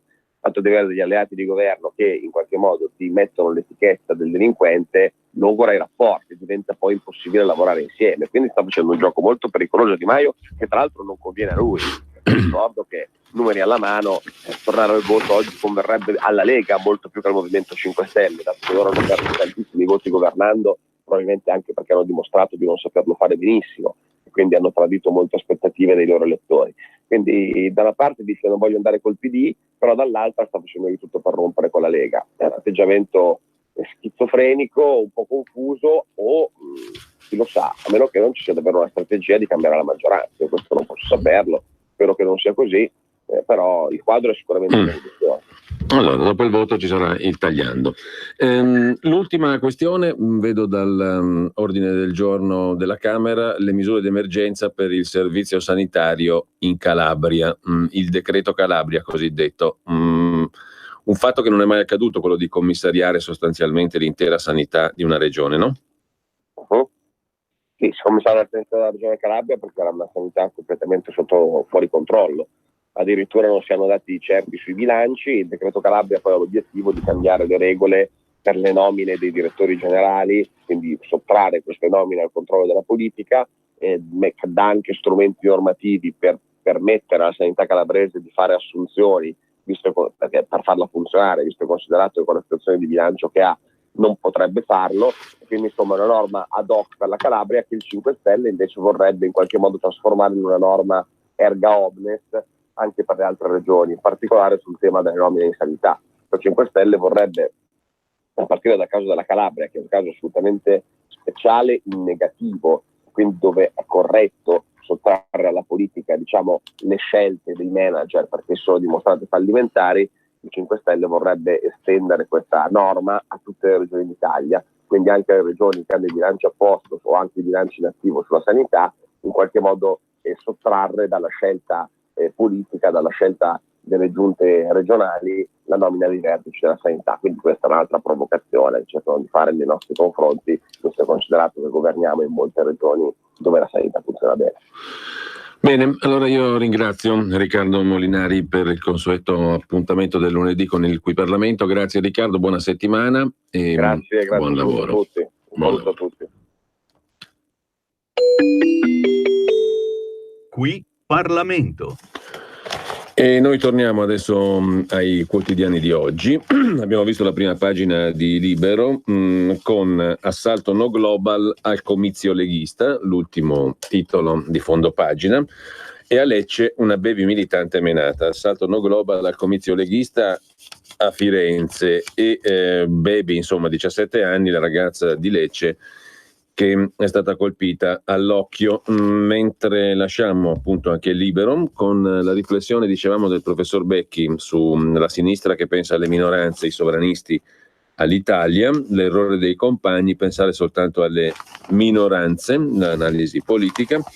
E diamo un'occhiata anche alla prima pagina del Giornale. Schiaffo a Salvini, sbarcano tutti, i PM sequestrano la Sea-Watch, vincono i migranti. Zampino del Movimento 5 Stelle, Viminale furioso. Intanto Meloni molla il centrodestra, ma Berlusconi dice il centrodestra lo salverò io.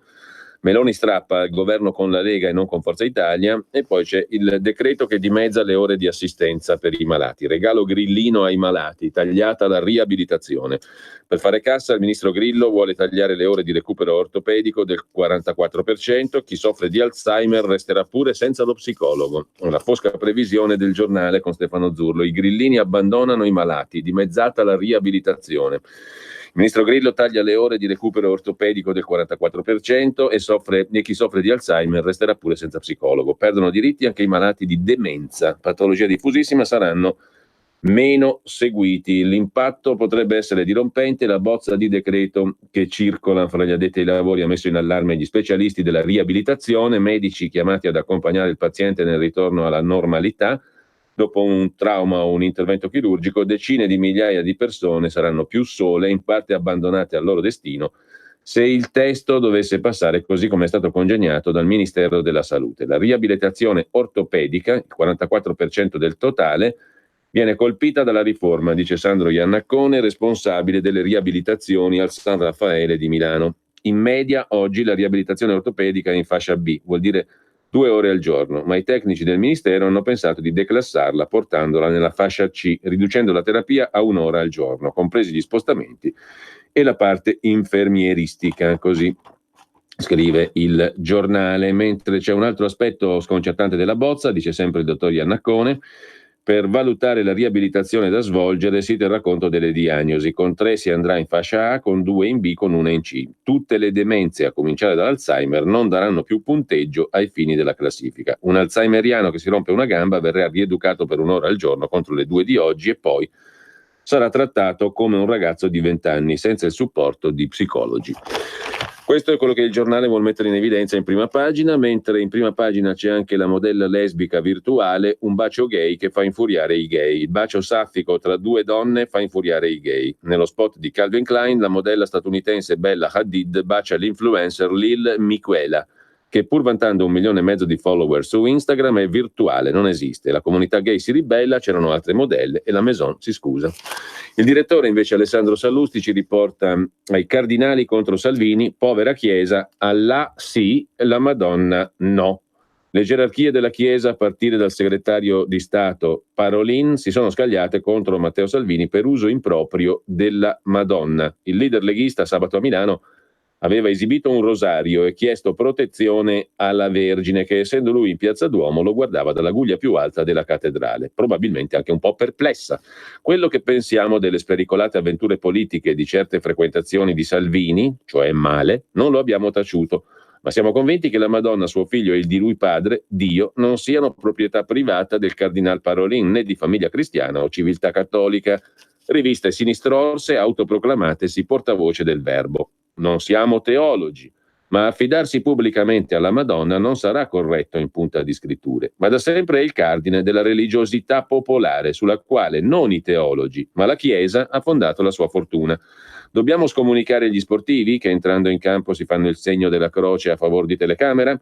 Considerare profano che il presidente degli Stati Uniti al momento dell'insediamento giuri sulla Bibbia, pur sapendo che siamo di fronte a uno spergiuro? O cancellare dalla storia come eresia il fatto che Cristoforo Colombo abbia preso possesso delle Americhe in nome di Dio, dando vita peraltro alla prima tratta di schiavi della storia. Che quella di Salvini sia un'esibizione furbetta è probabile, ma non più di quella che la Democrazia Cristiana fece nelle prime elezioni della Repubblica, quando adottò per la campagna elettorale lo slogan del grande Guareschi: nel segreto dell'urna Dio ti vede, Stalin no, vota Democrazia Cristiana. A noi piace quell'Italia lì che tirava dentro Dio nell'arena politica pur sapendo che il Signore non si fa prendere per i fondelli da nessuno. Così Sallusti sul giornale, mentre dal Fatto Quotidiano: 2 viadotti del Veneto nell'inchiesta autostrade, barriere insicure, la procura che ha fatto condannare i manager Aspi per i 40 morti in Irpinia avvia indagini sulla A27 Mestre Belluno. Per il PM dubbi sulla qualità dei lavori di manutenzione dei sistemi di ancoraggio dei New Jersey laterali, dalle autostrade dell'entroterra Irpino a quelle del Veneto. La paura è la stessa, che le barriere laterali deteriorate non a norma, come quella del viadotto di Acqualonga Avellino, da cui precipitò nel 2013 il pulmino di ritorno da una gita a Lourdes, lasciandosi dietro 40 morti. L'inchiesta bis della Procura di Avellino sulla sicurezza lavori e manutenzione di autostrade per l'Italia esce dalla Campania, diventa nazionale, punta a nord, sulla A27, l'autostrada d'Alemagna che collega Mestre a Belluno, scrive il Fatto Quotidiano, che poi si occupa, 2 pagine, con Mediapart, in collaborazione con Mediapart, con la testata online francese, della casta dell'Unione Europea. Soltanto il signor Juncker costa 33.000 euro al mese, un'inchiesta di Mediapart sui compensi delle istituzioni di Bruxelles, 9,9 miliardi per 60.000 persone. Stipendi lordi dagli 8 ai 20.000 al mese, Mogherini 31.000, Pierre Moscovici 27.000, il presidente in uscita della Commissione europea Juncker appunto 33.000. Il Belgio resta a guardare, super retribuzioni non significano più ricchezza nella capitale belga, dove invece cresce la povertà, scrive il Fatto Quotidiano, che poi intervista l'ex presidente del Brasile Luiz Inácio Lula da Silva, in carcere dall'aprile del 2018. Da questa cella combatto per il mio Brasile. È stato fatto arrestare nel 2018 dal giudice Moro, poi divenuto ministro della giustizia di Bolsonaro. Deve scontare 7 anni, ma non baratterà la libertà con la dignità. È stato condannato per presunti reati finanziari a lui imputati. Presunti mica tanto, perché alla fine, giusto o sbagliato che sia, ma comunque è stato condannato in via definitiva. Dall'aprile 2018 gli è proibito partecipare alla vita pubblica a causa di una detenzione per una condanna penale dovuta a presunti reati finanziari, scrive il Fatto, a lui imputati. Oggi nel Sud America, dice Lula, per fare un golpe non servono le armi, basta l'azione di media, magistrati, social e elezioni. Guarda un po'. In soli 3 anni siamo passati a una post-democrazia, dove il leader, il suo vice e 7 ministri sono militari. Non accetterà mai i domiciliari o il braccialetto elettronico. Lotta per dimostrare la sua innocenza. Se non ci riuscirà, è disposto a morire in prigione. Il detenuto, appunto, Lula, che viene però intervistato da Domenico De Masi sul Fatto Quotidiano, dal quale vi segnalo anche paio di articoli ancora. Automobili connesse, l'Unione Europea preferisce il Wi-Fi al 5G. Nella guerra commerciale tra Stati Uniti e Cina, Bruxelles ha deciso di puntare su una tecnologia più obsoleta come standard per la nuova generazione di modelli. Il wireless è già in uso e non servono ulteriori investimenti. Un piccione e un Airbus fanno la stessa cosa ma non lo stesso mestiere. In bilico tra demagogia e protezionismo di interessi statunitensi, in queste settimane le istituzioni comunitarie stanno aprendo una voragine tecnologica tra l'auto connessa, come il resto del mondo la concepisce, e la sua versione azzoppata, su cui l'Europa punta. Commissione e Parlamento europei discutono e spingono per imporre una non meglio precisata evoluzione delle attuali connessioni Wi-Fi come canale per i nuovi sviluppi dei servizi online destinati agli autoveicoli, chiudendo le porte alle reti cellulari mobili 5G in nome delle perplessità sulla loro sicurezza paventate dall'amministrazione Trump. Infine c'è da segnalare sul Fatto di oggi l'articolo di Patrizia De Rubertis sul riscatto della laurea low cost. A chi conviene, quanto costa? L'operazione aperta a tutti è più accessibile, ma riduce l'importo della futura pensione. Il 40% degli intervistati ritiene ancora troppo onerosa la spesa della procedura. 5.240 euro è il contributo che si paga per ogni anno di laurea che viene riscattato. Il 100% dell'importo versato è deducibile fiscalmente. Il 96 è l'anno in cui è entrato in vigore il sistema previdenziale che calcola la pensione in base ai contributi versati. E intanto adesso vi segnalo, tra poco ci fermiamo e più tardi facciamo un punto su una vicenda della quale abbiamo già parlato settimana scorsa, la giustizia venduta e l'indagine sul Tribunale di Trani, con Massimiliano Scagliarini, che per conto della Gazzetta del Mezzogiorno ha seguito questa incredibile storia che finora non è tanto uscita dai confini pugliesi, anche se ha una rilevanza assolutamente nazionale, come vedremo. Intanto ci sentiamo appunto tra poco con Sulla Notizia, tra qualche minuto. Ciao Ruspa, come butta? Guarda che sei in onda! Donare il 2 per 1000 alla Lega è importante per i progetti di Matteo Salvini? Sì, la gente lo sa. Sa pure che D43 è il codice da scrivere sulla dichiarazione dei redditi. Sì, D43! Lo sa. E che se lo dice al suo commercialista fa tutto lui. No, Ruspa, questa non possiamo dirla in radio. D43 è una sigla importante. Serve a dare più forza ai progetti che Matteo Salvini vuole realizzare. Quest'anno il 2 per 1000 donalo alla Lega di Matteo Salvini. Dillo al tuo commercialista. Donare il 2 per 1000 alla Lega è un'ottima azione. www.2per1000lega.it Per la tua pubblicità su Radio Padania Libera, scrivi a spot@radiopadania.net.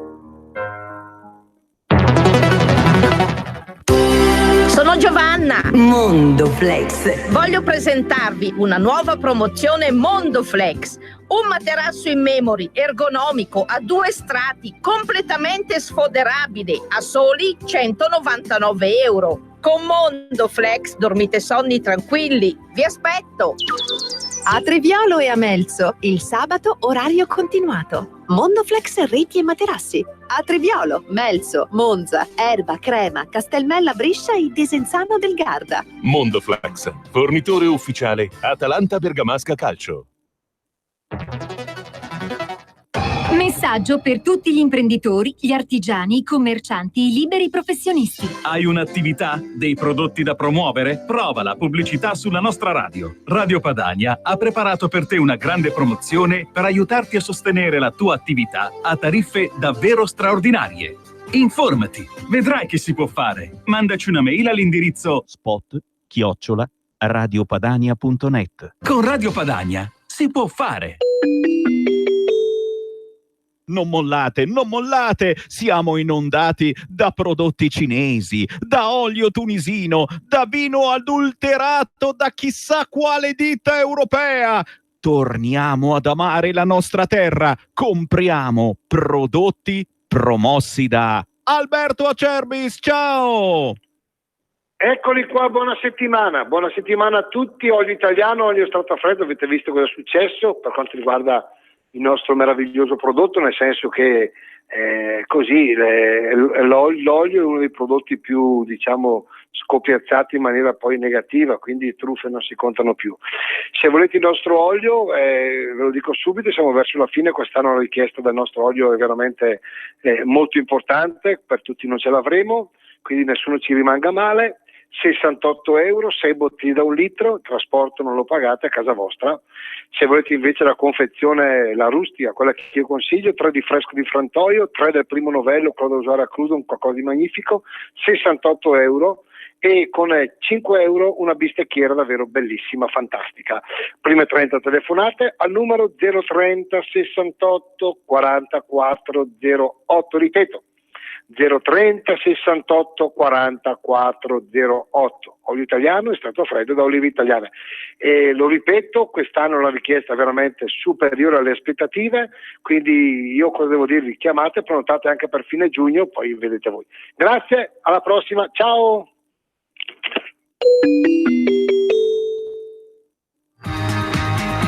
Va ora in onda Sulla Notizia.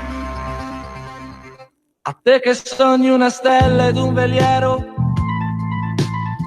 che ti portino su isole dal cielo più vero, a te che non sopporti la pazienza o abbandonarti alla più sfrenata continenza,